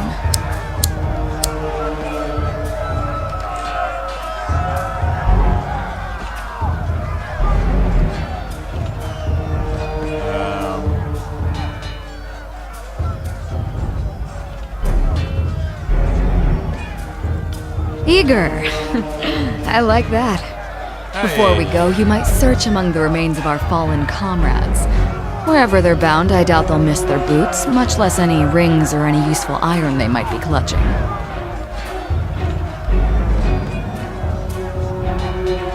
No reason to pity the fallen. Before long, we might wish we'd joined them here. But at least we'll enjoy heavy pockets and warm toes. For the voices of Narat!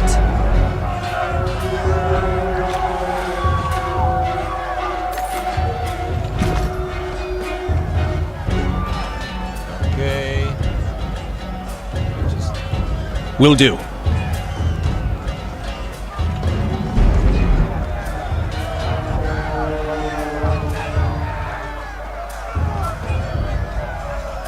Eyes forward, no looking back. The Vendrian Guard warrior roars with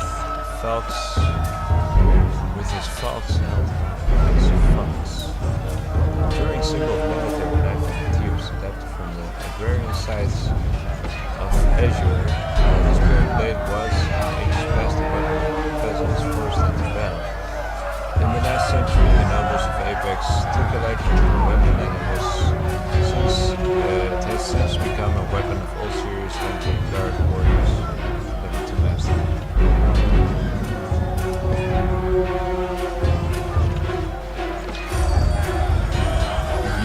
His attention lands on you, a double take on recognition comes out on his face. Peace banner from the war. You've come once again to talk peace. It seems you're too late.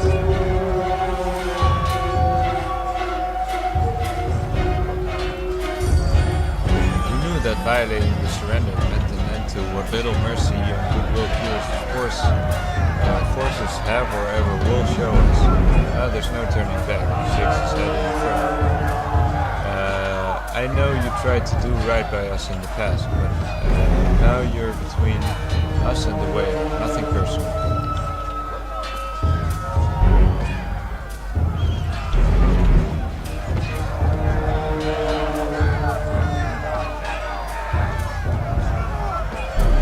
Alright, I mean, it doesn't matter. We're gonna kill them anyway.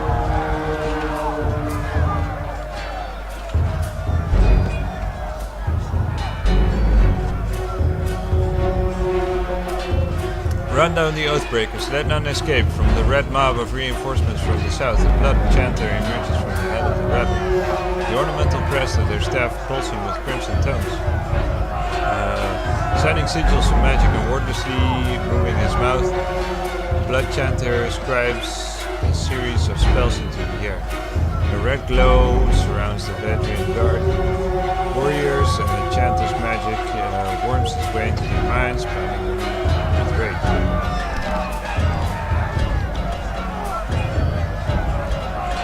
Hold position, all of you. You there, keep the path. The warrior gestures along the canyon trail, but his warriors turn their attention to the Scarlet Chorus. Roaring challenges. No, don't engage them. We need to run. His orders falling on deaf ears. The warriors reluctantly raise his weapons. Look at that! Eat your corpse.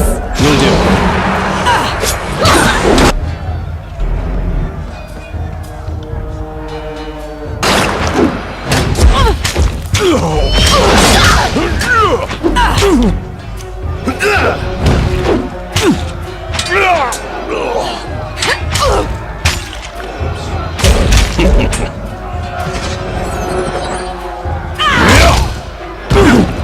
Pity, you won't enjoy the.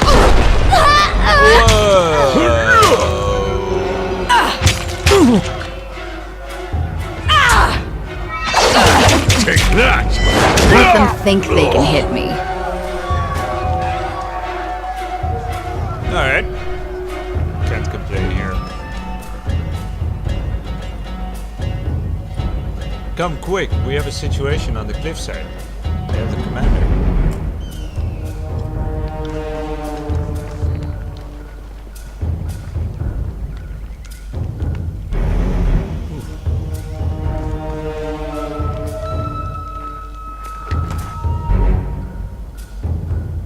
Broken fox.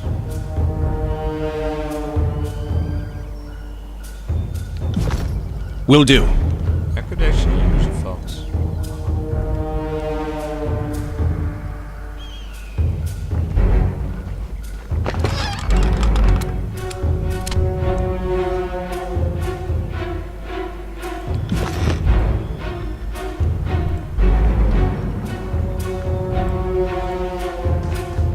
Is there anything else I can pick up?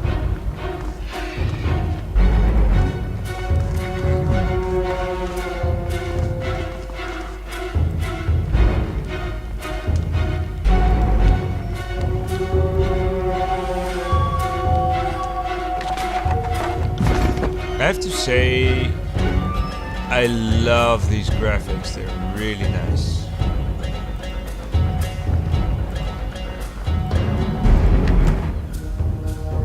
Alright, let's check out the inventory.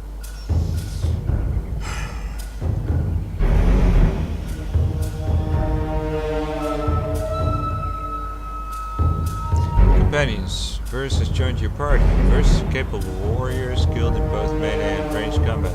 As you acquire companions, you will need to balance their strengths against the strength of your character to be successful in combat. While it is possible to adventure alone, you will find the game more rewarding with a well-balanced party.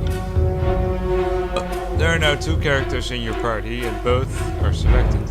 Any commands you issue now will affect both party members. To select a single party member, click on their selection circle, their portrait, or press F1 to select a party character, or F2 to select verse. To select multiple party members, click and hold anywhere on the screen, and drag the marquee over your circles to include. You can either control your new companion directly, or you can enable their AI and have them attack and use their abilities automatically. Once their AI is enabled, you can always select them and tell them to attack specific enemy with an ability, and they will follow your orders. Right click on the AI button, you can see AI selection for party members. Set the auto attack behavior to each party member, which determines how they attack enemies for companions. You can also choose packages that determine how they will use their abilities in combat. Verse has several stance abilities that provide her with different benefits in combat. Stances are modal abilities, meaning they can be toggled on and off. Only one stance can be activated at a time. Wait, didn't I pick up that phalanx? That Phelps?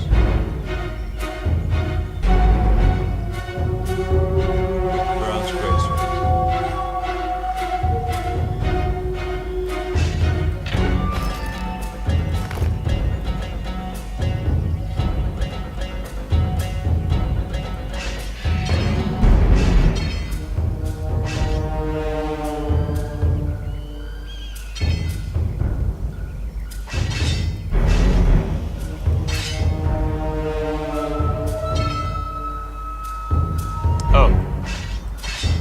Oh, it looks the same.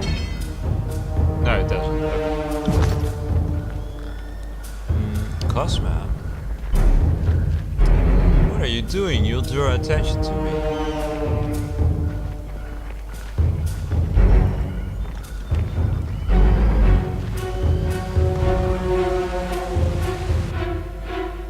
Stow your weapons or we'll find out how long a man screams before hitting a ravine down below. Cornered between a precipitous drop and a band of angry soldiers, the Oathbreaker warrior holds a disfavored office at one point.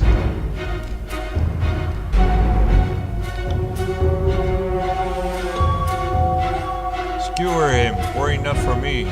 Grabe and Ash will protect, the disfavored officer wishes.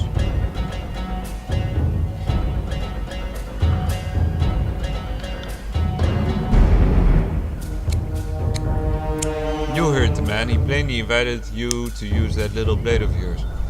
What are you waiting for? Permission for him from your pin? This blade, with the jerk of the knife, slices off a clump of Dresden's matted hair. If you're so eager to see your ally dead, just step closer.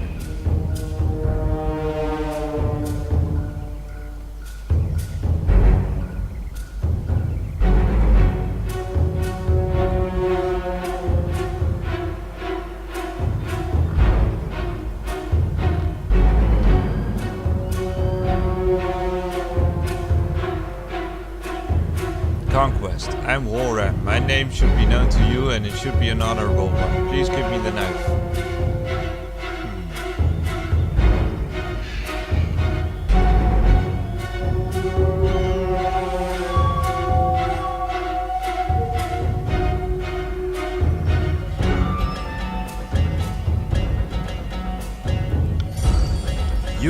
You're Tunan's envoy? He watches you closely for a long moment until his posture slackens, and then he lowers the knife. If you will vouch for my safety, then I'll... Sentence is halted by a spear thrust into his lung. Leaping forward the moment Tyrell lowers his blade, the disfavored soldiers slaughter the oath.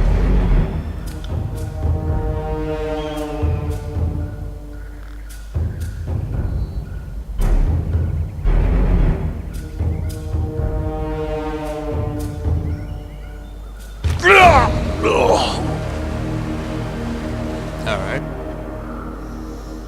Kairos be praised. That Oathbreaker fought with the rage of Cairn himself. Drastus slides... Who's Cairn? Cairn, the mountainous Archon of Stone, accompanied with the disfavored on the conquest of the Tears. Toward destructive solutions... Shit.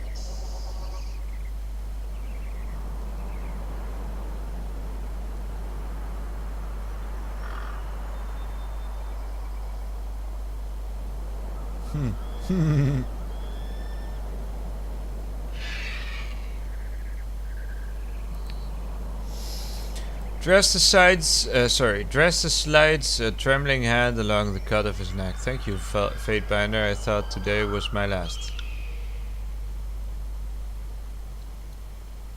From the look of it, I guess they thought if they swarmed to pass, maybe one might make it out.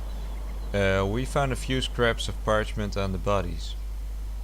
Dresses holds a handful of crumpled parchments for your inspection. Literacy is rare in the Northern Empire, but the disfavored are born and trained. Time spent writing is, after all, time not spent sparring and readying one's body and mind for battle. A student of letters such as yourself should be able to make sense of this.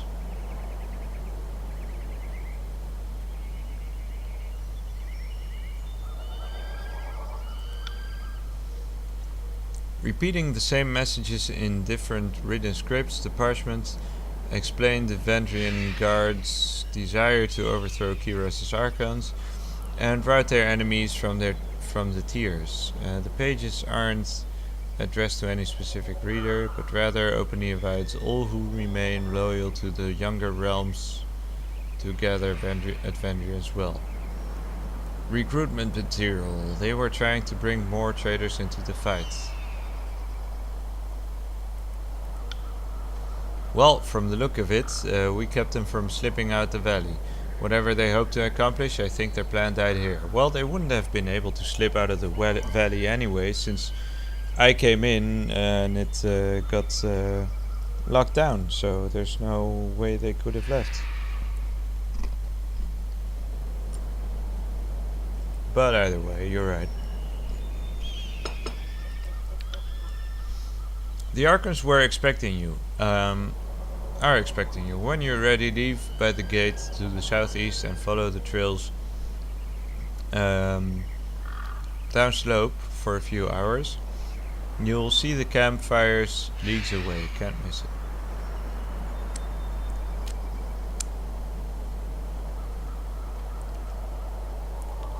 Southeast.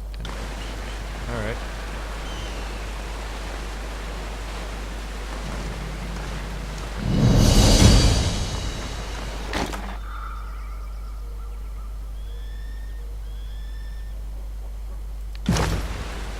Can't do that.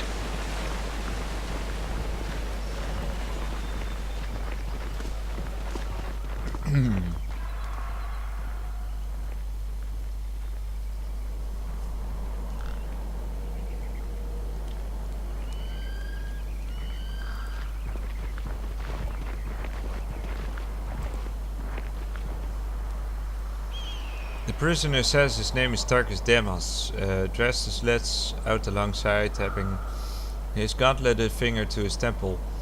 Then I don't think this is a complicated matter. He dies. His family's been driving force in the Vendrian Guard. Killing him should demoralize whatever's left of the Tarkus clan. All must be given a chance to find absolution in the service of the Scarlet Chorus. The mage points a finger at the disfavored officer. And you know full well this has always been our way.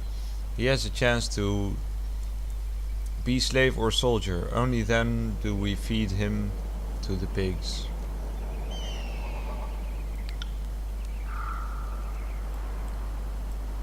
We'd let you take prisoners, but you can't control them. You sent these conscripts out on patrol and they never returned, defecting all over again. I can't let this nonsense strategy continue. Well, I insist this Oathbreaker be taken to the voices of Nerat, leaving us at an impasse. Fortunately, we have the Fatebinder here to settle the matter for us.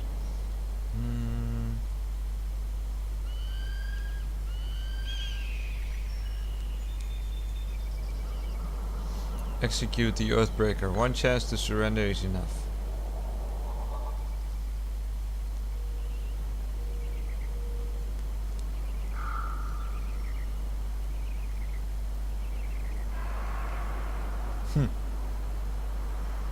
Last I was here, the disfavored showed a little more mercy to the enemies. A long sigh as he touches the wound by his neck. These filthy hill people spat on the surrender. We were fools to ever treat them as anything more than violent children. Mercy is what got us into this protracted fight. Let's not continue this mistaken strategy.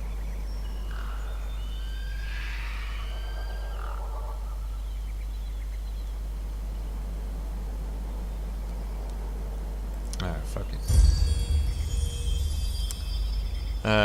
The Tearsman can't be trusted. Rakes, thieves and whores, nothing more. We were far too merciful the first time. Trust us now to nearby warrior. Have this one tied up, and his friends can watch each other rot in the sun. I won't keep you here any longer, Fatebinder. I know you have important business in the valley. Dresta salutes you, his iron gauntlet wrapping against his breastplate for the glory of Kyros.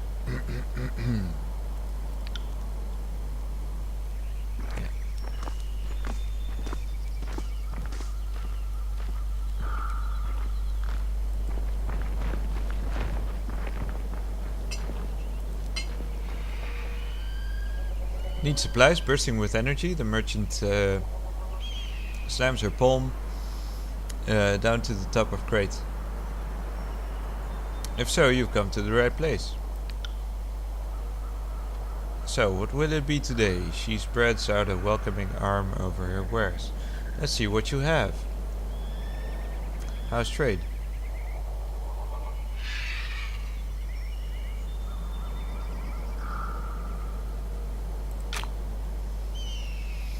Alright.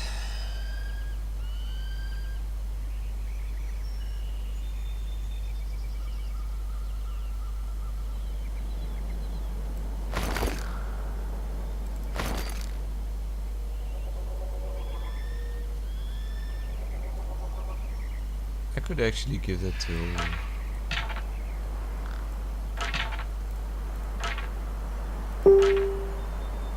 Alright, whatever.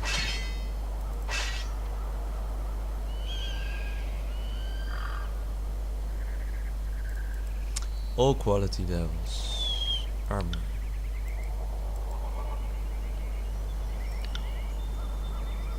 Huh? The fuck? Alright,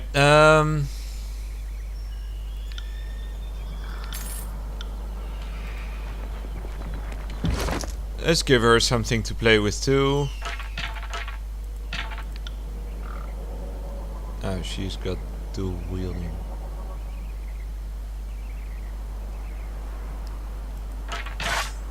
Ah, okay, that's actually good.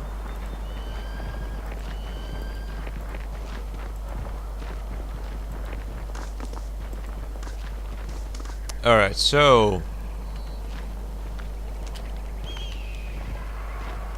Oh, wait. Southeast, huh? Let's see, maybe there's actually a way down here. Sorry, I can't. Okay. Alright, my bad. What are they doing? Looting the corpse?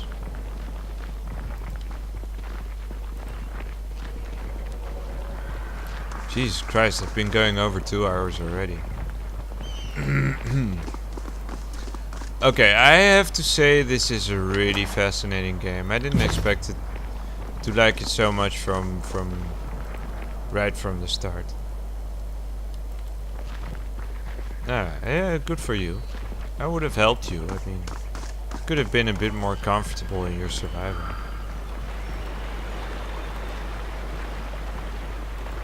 They did say southeast though, right?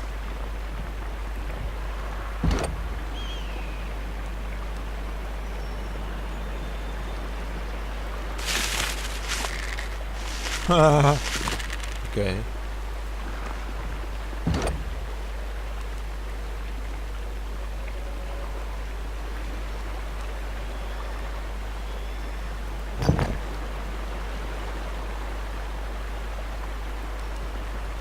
Wait, what happened? Sorry, I can't. You can't, or what? Who can't? Can't do that. Oh, fuck off. What the fuck?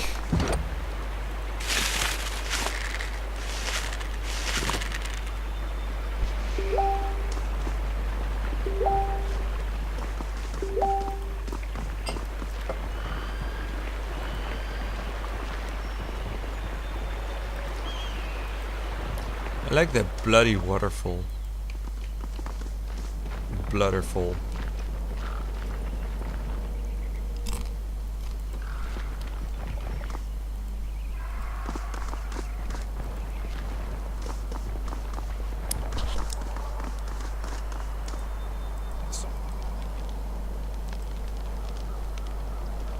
Oh, there you go.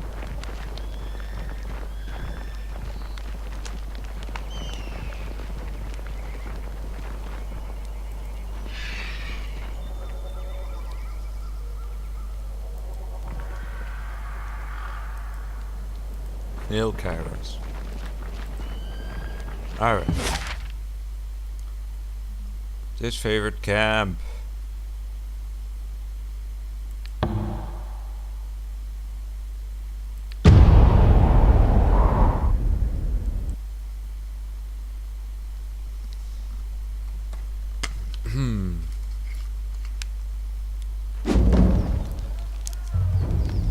Alright, let me just do a quick save. Does that exist?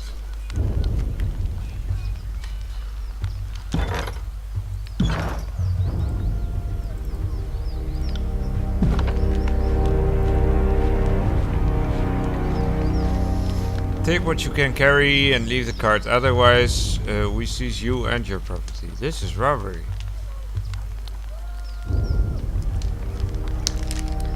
This is Kiro's law.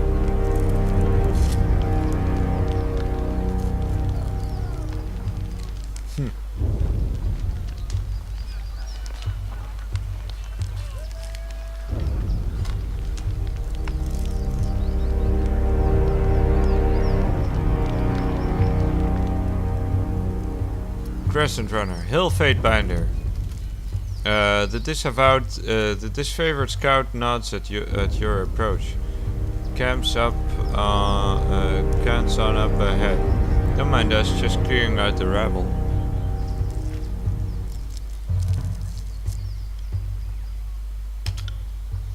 I still don't understand what I've done to offend.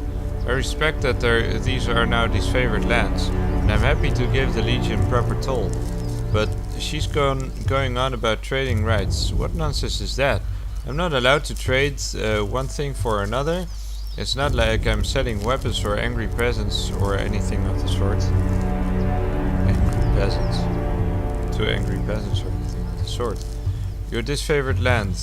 These warriors have every right to kill you. You should be more thankful they're even listening to you to you speak. Overlord regulates all trade. If you lack the proper permits, your goods are forfeit. Okay, let's go with 2. A trade permit? Well, how was I mean, to whom would I speak for such a thing? Not us and not our problem. Maybe march your butt to Bastard City and plead your case before Tunon. But we'll lighten your burden and relieve you of your wares first. That should make the long trek a bit more bearable. You're on this favorite land, these warriors have every right to kill you.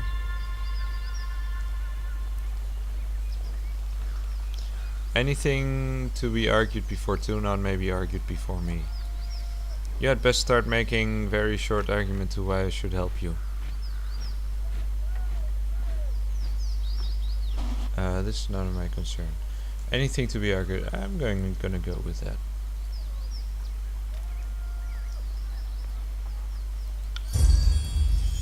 What's there to discuss? We should kill this mongrel, and the warrior pauses, placing her hand in the front of her mouth. If the faint binder wishes to weigh in on the matter, courtesy demands we listen. The soldier clears her throat, looking at you expectantly. This was a disfavored matter, but now the agents of the court do so love to throw their judgments around. But I know the agents of the court.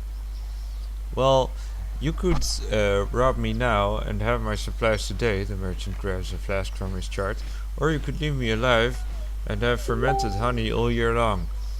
I even know a few family recipes for painkillers and healing draughts. I'm certainly any army will need those. He uncorks a small ceramic vial, and the aroma of cloves and lanolin assaults your nose.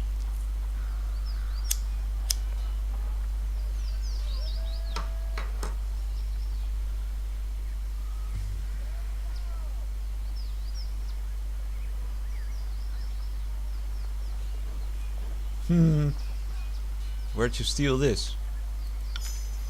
I don't. The merchant tenses up, his face flushing red. I don't know what you're getting at.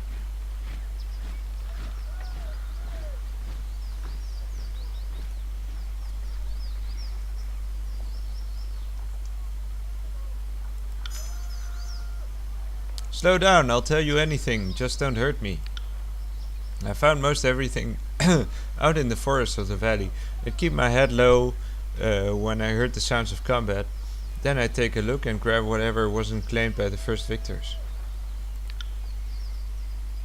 So then you stole from the disfavored dead? How else did you get your hands on that iron? The scout points to the merchant's cart. You would come here and sell us our own armaments? If anything has an owner, I will return it. But this iron would have turned to rust if left in mud of the battlefield. The disfavored here are few in number. Is that not right? You need a man like me to gather up supplies that would otherwise go to waste.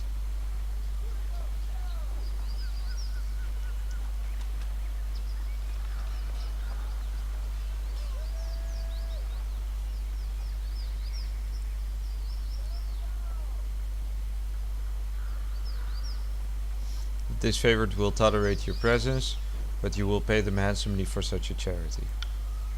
We will? In a more upbeat manner. We will. It sickens me to make exceptions for this vulture, but if you'll supply the disfavored without profit, then perhaps it's this indiscretion is for the best. It's not like our larders are overflowing. Work slave to scrounge provisions would be an asset. Thank you for interceding on my behalf. I know my life will now depend on showing the disfavored due gratitude for suffering my presence. If I must grovel a bit to earn my daily grain, so be it.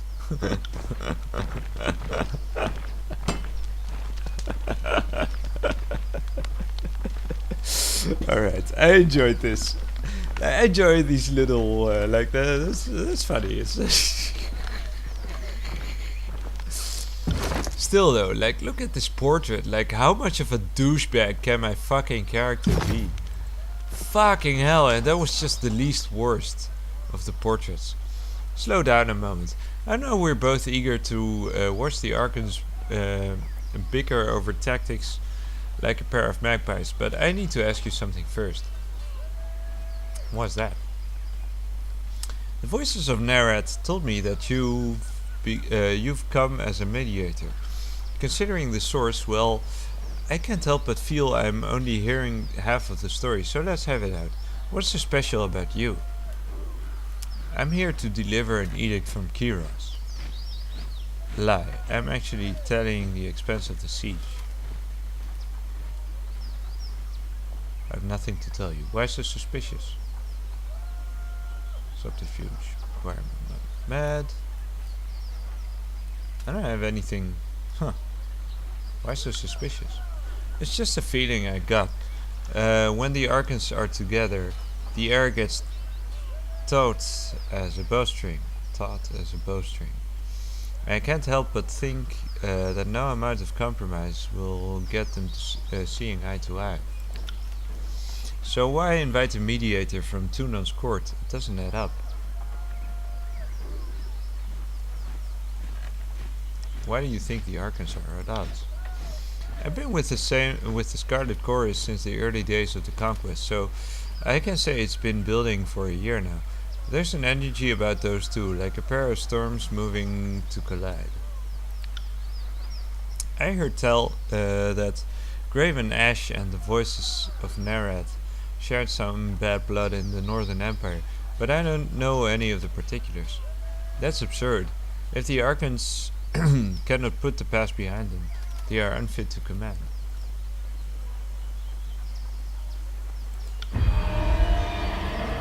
Quick to anger, are we? I'm not disagreeing with you, but I would take care where you speak your mind. Someone is always eager to report slander to their favorite Archon.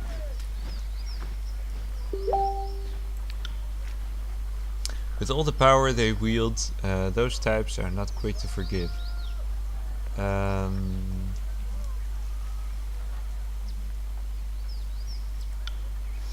Only that I could find you in the Edgering ruins. Truthfully, I could have picked you out in a crowd. You're the only one of us who hasn't spent the last few months bathing in the stink of the Matani River. She laughs, but there's a forced nature to it.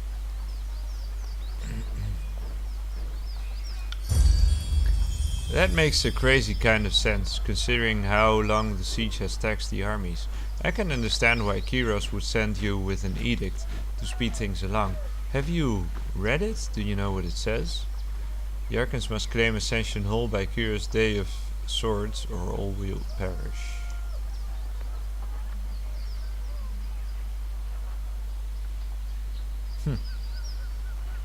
A day of rest. Each Kyros Day is the last day of its span and is referred to by the span's name. Kyros Day of Swords, therefore, is the 26th day of the span of swords. So each month is a span. Traditional throne room which the Queens of Apex. The throne stands directly beneath the mountain spire, in the center of the citadel in the valley of the Vendrian's Well. During Kyros' conquest of the Tears, you stood in Ascension Hall as Kyros' representative when negotiating the surrender of Apex. Your patient effort led to the winning surrender of Queen of Vendrian Atlanta. The Archons must claim Ascension Hall by Kyros' Day of Swords or all will perish. One more thing for the Archons to fight over. Well, thanks for cluing me in. If Kyros sends any lightning our way, just tell me when to duck. I really ought to be meeting the Archons. The wartime is just past the center of the camp. She nods towards the northeast. One last thing. Be careful around these disfavored types. They take their work seriously and have suffered too many blows to the head. Conversation. I kinda like her. It's kinda like, I'm surprised at how reasonable the Crimson Chorus are actually. Wait. Am I missing something? Yeah, I'm definitely missing something.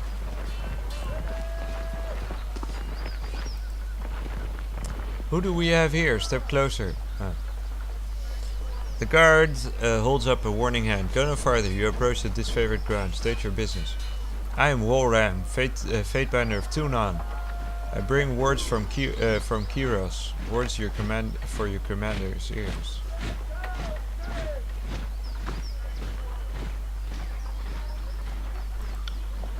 Understood. His posture relaxes, his weapon lowering. On behalf of the disfavored, I welcome you into our camp. The Archons are gathering in the war tent. Head straight through the gate. I'm gonna play a little bit longer, just enough to review the dialogue and stuff. Hail to you, guardian of the law. A man dressed in merchant finery greets you with a smile. You have a few excess rings weighing you down. Best unburden yourself before battle. You know that if the disfavored suffer a merchant in their camp, that must be a man selling only the finest provisions and armaments. Pointed at his collection of shields, rations, satchels, wineskins, and other such sundries. Take a look and see if something interests you.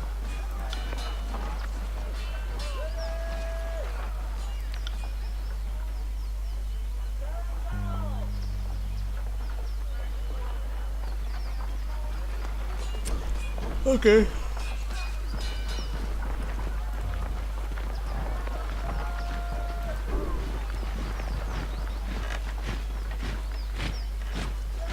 Barrack. You learn something every day. Wait, what happened? The Archons are at your side, Fatebinder. How did I level up? I forgot to level up in the first place. Level up, Fatebinder.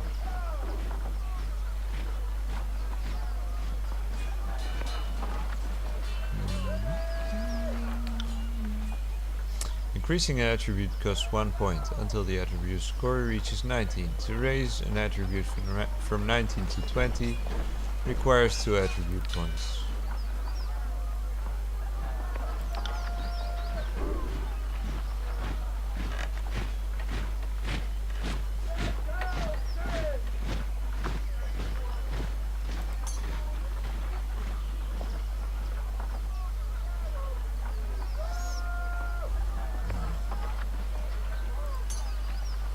Bit more defensive.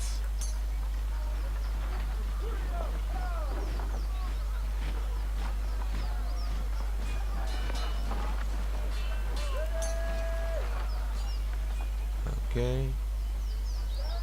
How many more points? How many points do I even have?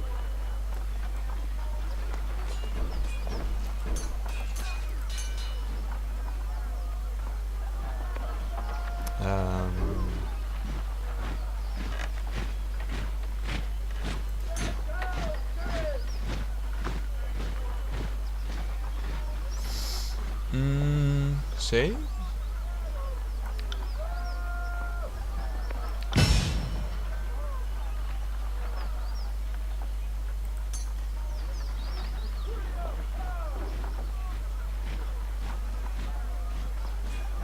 Oh.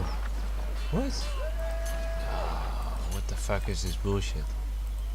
Oh, those I just... that's weird.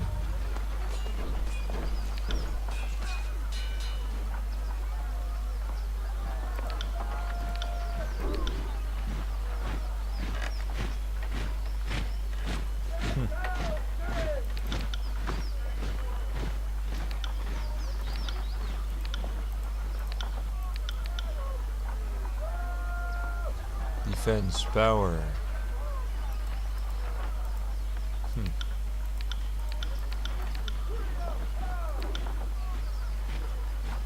Wait, why do I have a point in power if I can't spend it?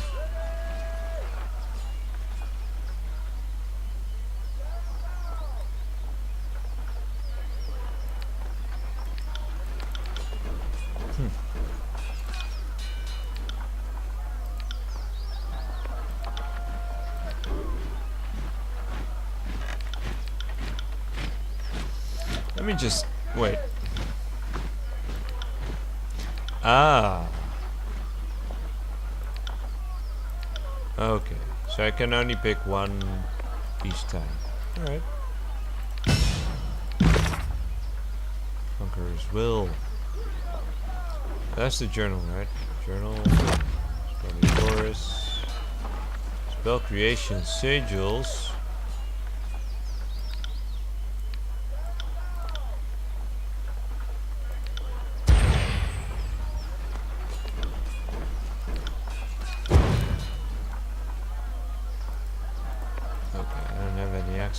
Accents.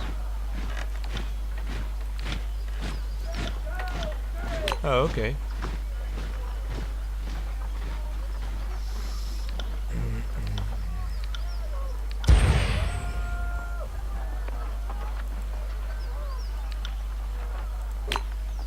Huh. Okay. Guess I can just teach her spells. Alright, spell creation. Spells are created using 2 or more sigils.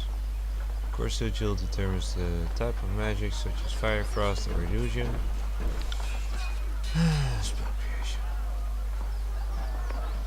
Oh, stuff. Point is from class ability. You have 2-handed weapons, right? Yeah, I have 2-handed weapons. Sorry for the late reply. I wasn't actually counting on anyone in the chat. Yeah, point is from class ability. So basically, you can only spend 1 point each level, right?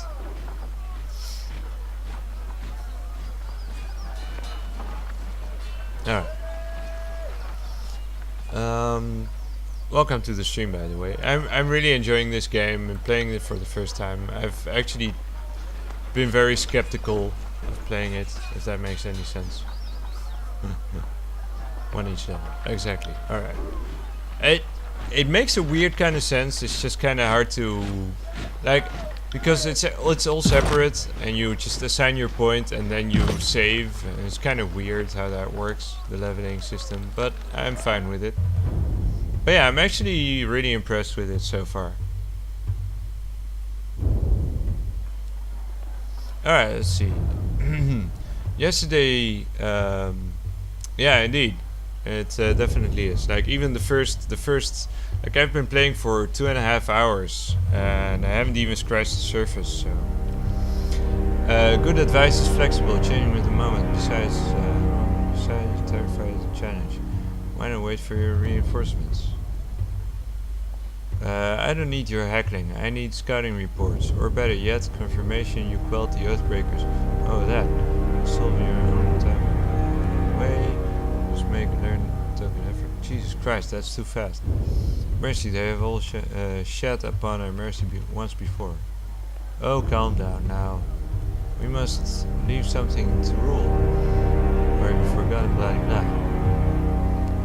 Alright. Yeah. Alright, thanks, mate. That's I mean, four any reports of advice is avalanches in welcome, the mountains obviously. now. The Tearsmen can barely count past 9. They have neither the capacity nor the cause to close off the mountain passes. Either way, that leaves the 2nd and 4th cohort trapped outside the valley.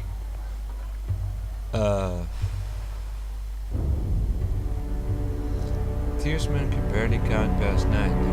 Neither the capacity nor the cause to close off the mountain passes. Either way, use the 2nd and 4th cohort trapped outside the valley. Right. Ground, punctuate his rewards.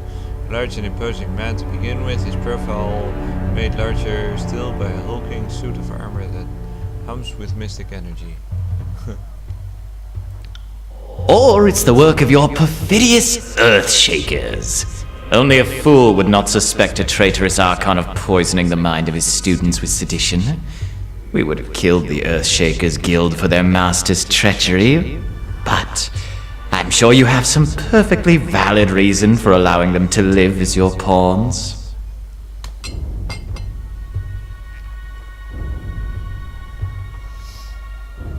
The Archon of Secrets passes a scepter between his hands as he speaks, twirling the rod in hypnotic circles. The emerald luminescence seeps from the seams of the Archon's ragged red robes.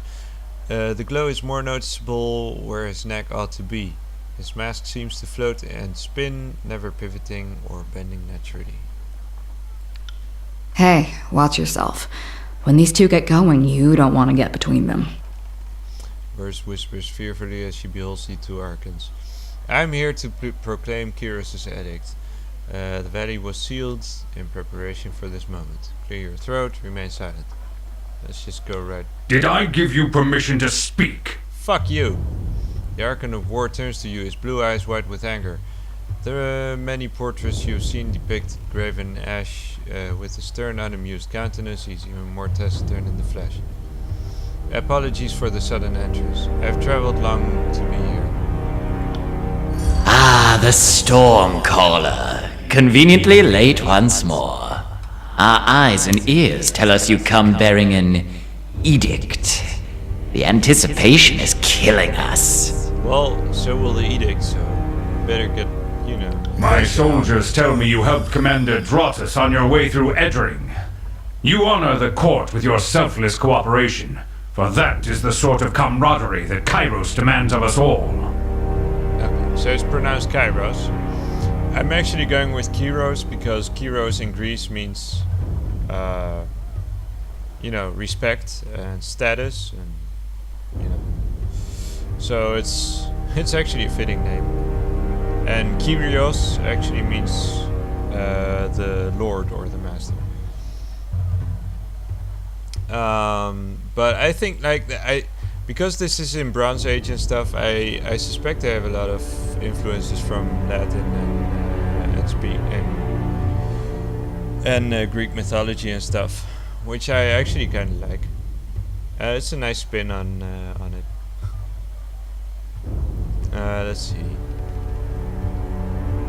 My soldiers tell me you help. Okay.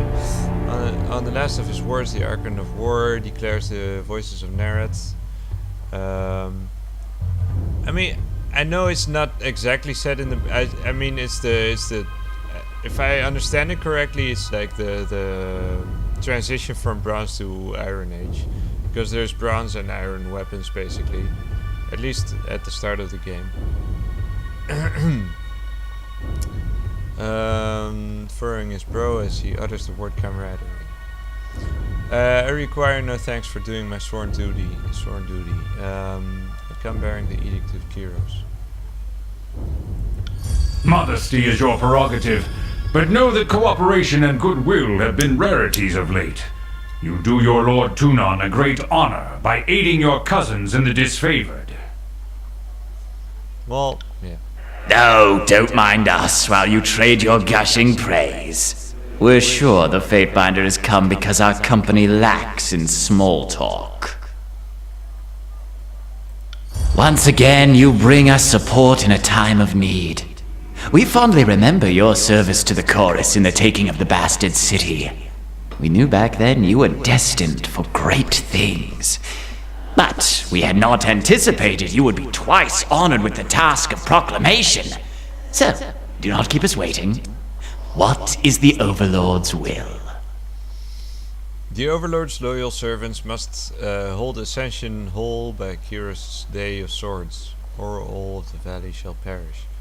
It seems you need some encouragement to work together. Kyros' edict will end the lives of everyone in this valley unless Ascension Hall is claimed by Kyros' Day of Swords. In honor of your incompetence and disarray, the edict will execute every living... Alright, I'm just going with the diplomatic answers here. I'm pretty neutral in this playthrough, I think. The earth sways with each word you utter. The air thickens with the warmth as you pronounce the tersely phrased commandment. It's every syllable drafted in the hand by the hand of Kyros. With the edict proclaimed, your pulse quickens and the muscles in your legs, worn from a long trip down the mountains, feel renewed. The tired limbs now nearly buoyant with vigor. Yeah. Yeah, I know. But I'm trying. Like, I've tried to spare as many lives as I could so far in the conquest mode, as well as in this one. But at the same time, I'm. The thing is, I already started out this video like.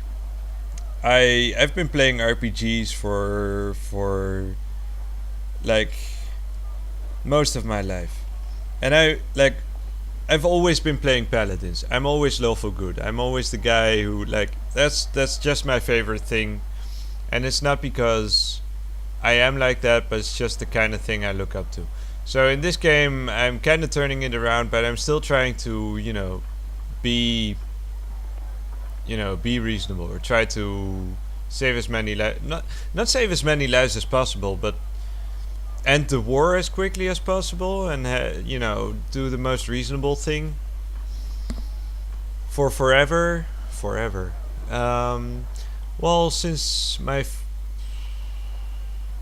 for the majority of my life, like I'm 30 now, and I've been playing RPGs for like since I was 11 or something. So that's more than half of my lifetime so far. So I think it's and I've loved paladins ever since I got acquainted with D&D, which is around my 15th, I guess.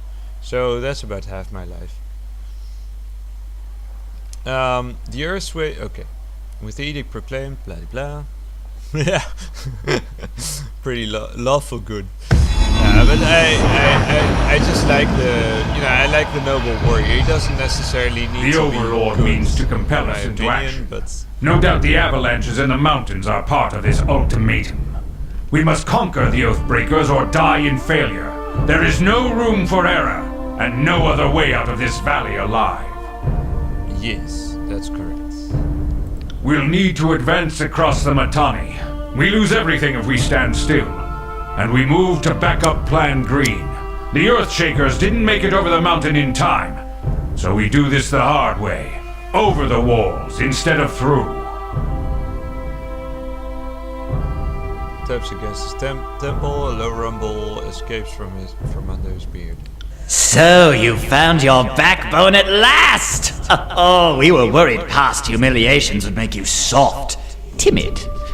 That was a record for you, right? The baker's dozen lost in one sortie. If you had waited for the chorus reinforcements, maybe we'd have eyes and ears on the matter.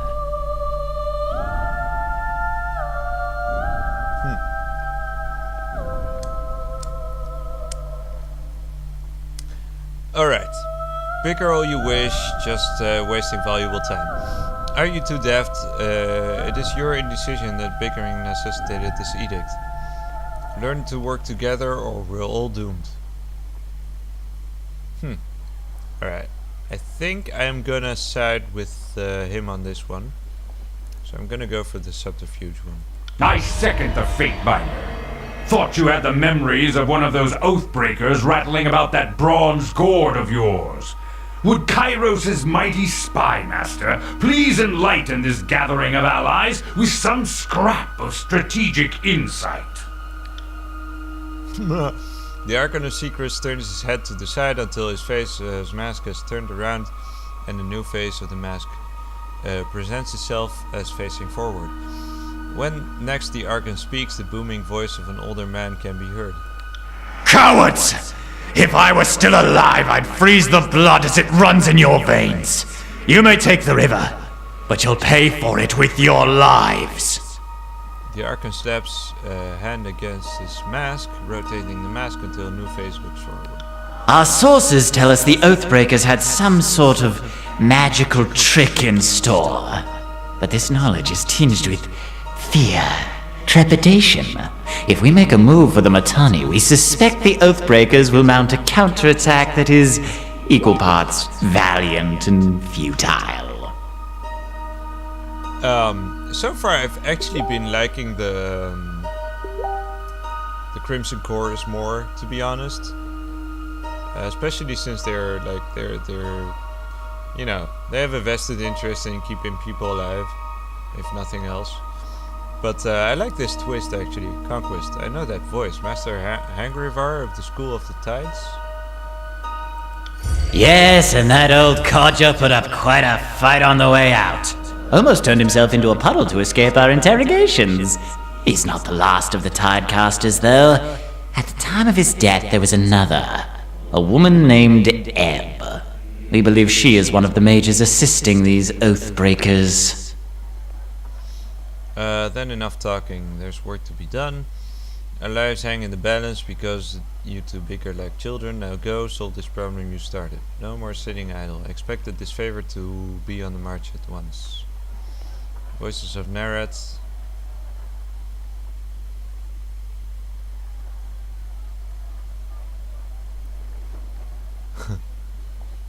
Yeah, okay. They do enjoy killing. Well, I mean, I imagine they do. I mean, they're a horde, they're a fucking army, but they're interesting. They're subtle about it somehow. Enough talking. There's work to be done. Let's go with the more neutral. My Lord Barrick and his band have been drilled on the Echo Coal assault plan. The Crescent Runners should be briefing him as we speak regarding the latest enemy movements along the river. I will dispatch him at once. The Iron Marshal salutes, clapping her gauntlet to her breastplate. Clank. And I will ensure... Alright, yeah. Let's see. I will ensure... The chorus stands ready to march. If the disfavored can take the river, the chorus has the manpower to secure the outer ring of the valley. Alright, Jesus Our Christ. soldiers clamor for battle, and at last we shall have it. Verse, we command you to continue guarding the Fatebinder. Tunan's Chosen is our honored guest, and must be shown our finest hospitality. Alright, sure. I won't let you down, boss. He'll get through the campaign in one piece, as long as he doesn't do anything too stupid. And before we forget, We have a debt to settle. Last year, when our warriors got confused about supply lines. So kind of you to understand how things get muddled in the fog of war. The Arcana Secrets tosses several iron rings your way as he begins to leave. He taps the fifth eye on the shoulder and with one last... Wait. Fifth eye? On the shoulder and with one last twirl of his scepter, the Archon departs with his underling. Cast the rings.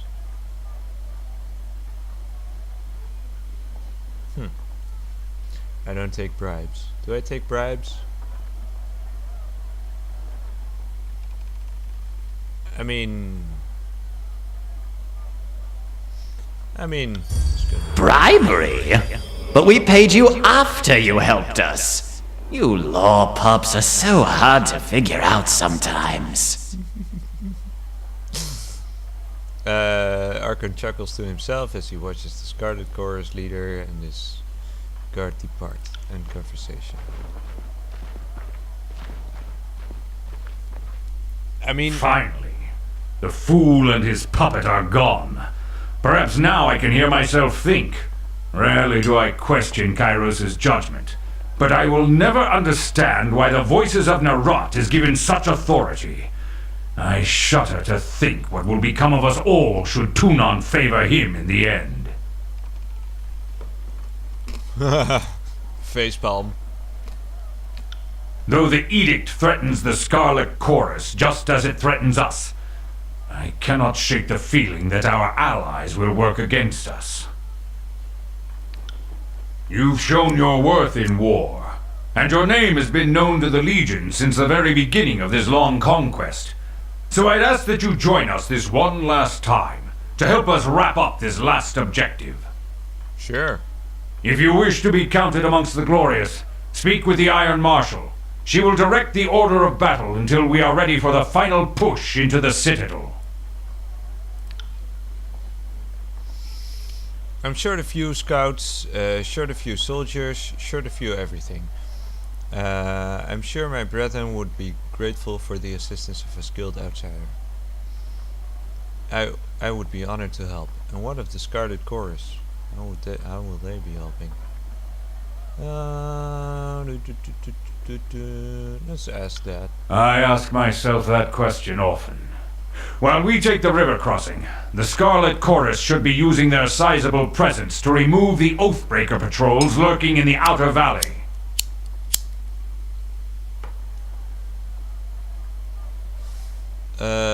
Should be using several presence. The Oathbreakers have maintained a sizable force outside the Citadel. We need the Chorus manpower to scour the region, otherwise the Oathbreakers will attack at our heels once we cross the Metani. I would be honored to help. The Iron Marshal salutes Grave and Ash, then returns to leave the tent. I will be at the training grounds, readying the soldiers. Find me when you are ready. She pauses, clearing her throat. And though I am loath to mention it, the Chorus can likely use your assistance. They certainly won't secure the Outer Valley on their own. Fifth Eye will be somewhere in that rat's nest they call camp. Due east. Seek him out if you must. Okay. I might. Alright. The plot thickens. Right. Damn. I'm actually, like, I've been going for 3 hours now. I'm getting kind of tired. I'm actually thinking of stopping at this point.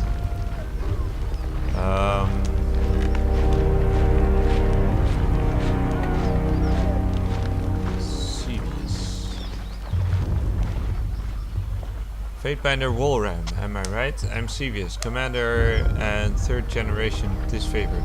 Specifically, I'm Sevius the Younger. Some folks can't keep track.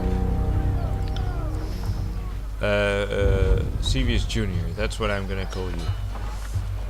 the rank says commander, but lately I'm just organizing patrols and trying to stay out of the way. You should talk to Iron Marshal if you've something official that needs discussing. What is it you need? Enforcement gone. Problem? Why do you think the siege is delayed for so long? Two armies haven't worked together in years. Why do you think that is? I'm afraid so. Radix, the head of the Earthshakers, was supposed to arrive with a group of his most competent spellslingers to help break the stalemate. I don't know what's holding up their arrival, and that worries me. If you were at all inclined to lend a hand, we could use some arcane support on your side. I could lend a hand. Could you? I knew that Tunan's agent wouldn't fail us in a time of need. I'll mark the last known site of our Earthshaker reinforcements on your map. Good hunting, Fatebinder. Why do you think the siege has been delayed for so long? Favor 1. It should have been over real quick and simple. First cohort arrived in the valley and went right for the kill, but that was before we knew the Vendrian guards and sages and the water witch on their side. Head sages and the water witch. A bigger problem is the Scarlet Chorus. They eagerly conscript the Vendrian guard, but I have no proof of this. But it seems they do very little to keep a watchful eye on these grafted tiersmen. They are often seen out on patrol, and we suspect they use that opportunity to escape back to the Vendrian Guard. Every chorus conscript has a choice: life under Kyros or death under the army's boots. By all means, feel free to cut down those who choose the latter. We won't be offended. Just so we don't mistake each other. I know what I'm saying carries an implication of treachery. I'm not making formal accusation before Tunan's agent. I'm just voicing my gut opinion on the matter. Come on, Binder. It seems like asking why beasts stink. The disfavored are only too eager to deliver Kyros' peace to the tiers, while the Scarlet Chorus bring only mayhem in their wake. You can tell me the voices of Nerat has a plan, and I'll take your word for it. But the chorus sure seems to blunder around, never moving with purpose as we do. I wonder if we've been fighting the same war, soldier.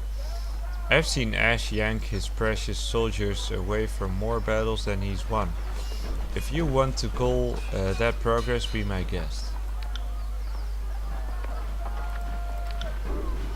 Unless we find a way to work as one, I fear that the Scarlet Chorus will step in front of Graven Ash's strategies at every turn. Alright, man, yeah, I'm gonna stop in a minute anyway, so no worries. I'm glad you stopped by. Feel free to stop by whenever you feel like it. I'm streaming a bunch of games. This is the first episode I'm doing of Tyranny, so I'll keep streaming it. But there are a few other games that I'm nearing completion, so we'll see how that goes. Anyway, tell me about yourself. This favor 1. Not much to tell. My father was Sevius the Elder. His father was Sevius the First of his name. Leads drillmaster of Ash's first Iron Guard, back when they were the Bronze Guard. I was born into the Legion, and with any hope I'll die in the Legion. The rest of you will hopefully hear about when the storytellers immortalize me.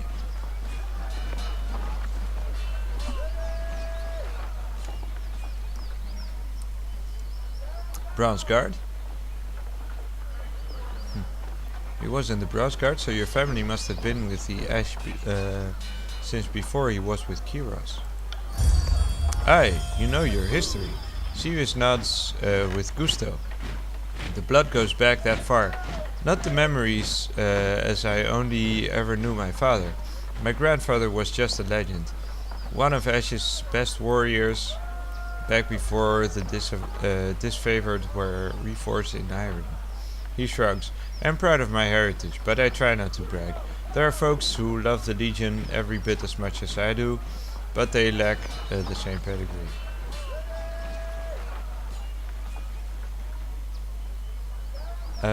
You should be proud of your pedigree.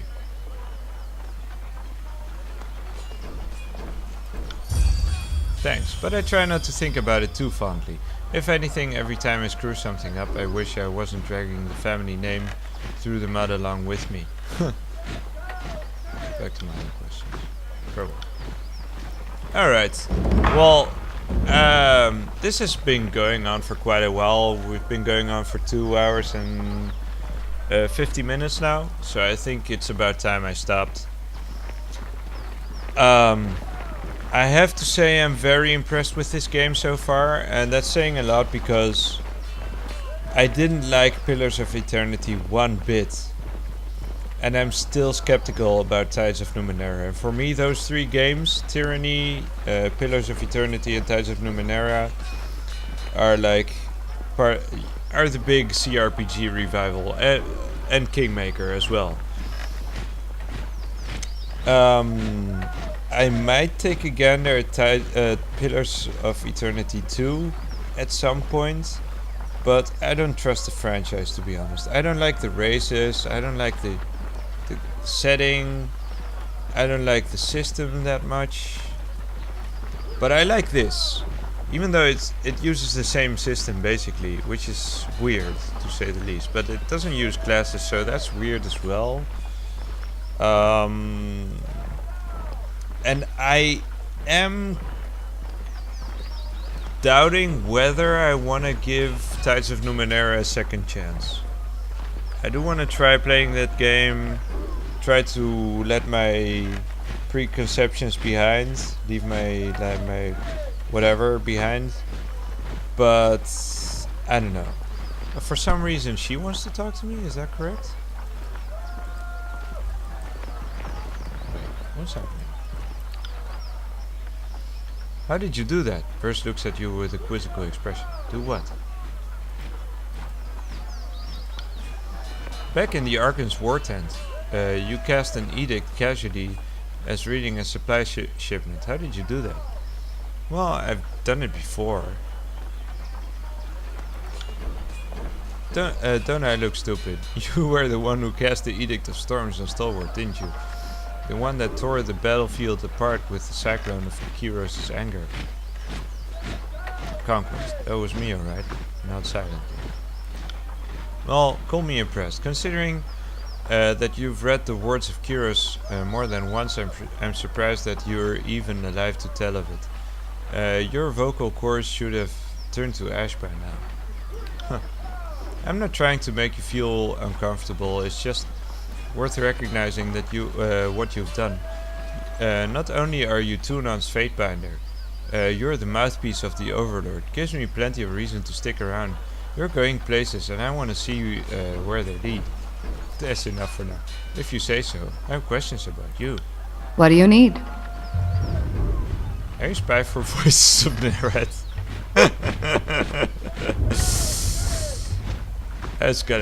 I gotta ask. Verse regards you with an unreadable expression. Her mismatched eyes look at each of yours in turn. Insufficient reputation. I mean, doesn't even matter. You have to decide for yourself whether or not I'm worth trusting. Is keeping me along worth the risk that I'll spill the occasional word about what you ate for breakfast?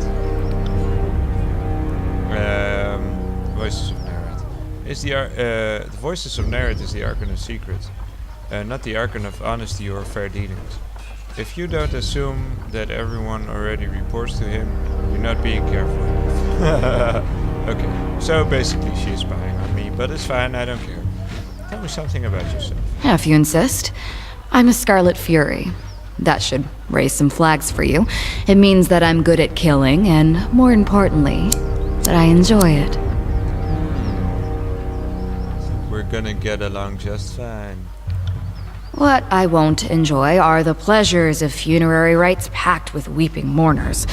Someday I'll fall in battle, and then they'll roll me into a mass grave or heap me atop a shit-stained wagon. One more anonymous, knife-riddled piece of meat. Until then, I plan to take whatever I can from life and have a little fun along the way. Tell me about your life before the chorus. Life? What life? As far as I'm concerned, I didn't exist before the chorus. There was some girl in a farm wearing my face and talking with my voice, but she wasn't me. Sometimes she would sneak out at night, take a scythe, and have some fun with the lifestyle. Our shared interests began and ended there. When the Scarlet Chorus swept through my village on their long trek from the bastard city, that was when I finally woke up. I buried my old life, took red vengeance on anyone who'd wronged me, and found the freedom I could only dream what was out there. What are your parents? My mother ran a successful farm, and I worked it for a number of years before I found the chorus. She was a hard, bitter woman, acted like the world owed her something. She never talked about my father, though I figured out a thing or two about him later on. He was a merchant in the Northern Empire who took a liking to her and she him. He stayed around long enough to get what he wanted. But never mind him. My mother never had what you would call taste, so she couldn't have been terribly influential to me if he did stick around. He couldn't. Okay. Do you ever wish you could do things over and end up somewhere other than Kyros's army? Why would I ask that? How did you get conscripted? How did I think you have the wrong idea about me. The chorus didn't make me take me as a sobbing maid. I strode into their camp and enlisted. Someone tossed me a dented blade. I lived through initiation, spent a week butchering my neighbors, and moved on with my new kin. I didn't waste time with goodbyes. My mother had long since died, and the rest of my family were louses. The girl I used to be, even she knew that she was worth more than all of them combined. What's the significance of your feathers? Feathers? Oh, I don't tell that story to just anyone. You'll have to butter me up before I get into the really intimate details. Okay.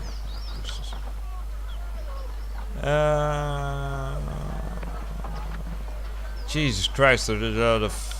We'll talk again later. I can talk to her whenever I want. I like that too. Like most games just have you talk to your companions when they level up or when you level up. It's kind of weird, and you have to talk about everything, and then alright, either way, guys, I am gonna stop here. It's been 3 hours, more than enough. I'm gonna continue this game at some point. I don't know when, because tomorrow today I actually wanted to play Trails of Cold Steel, so tomorrow I'm gonna do that. The day after I'm probably gonna do Yakuza. There's probably gonna be some Warframe somewhere in between, and some other stuff. So, hope you guys enjoyed either way. I definitely had a blast with this. I think I am going to enjoy this game, and I've really missed good old Western RPGs. I do want to give Kingmaker and Tides of Numenera a second chance, but those will have to wait because there are games that I'm still playing, so we'll see how that goes. So hope you guys enjoyed. I'll see you guys next time. Bye bye.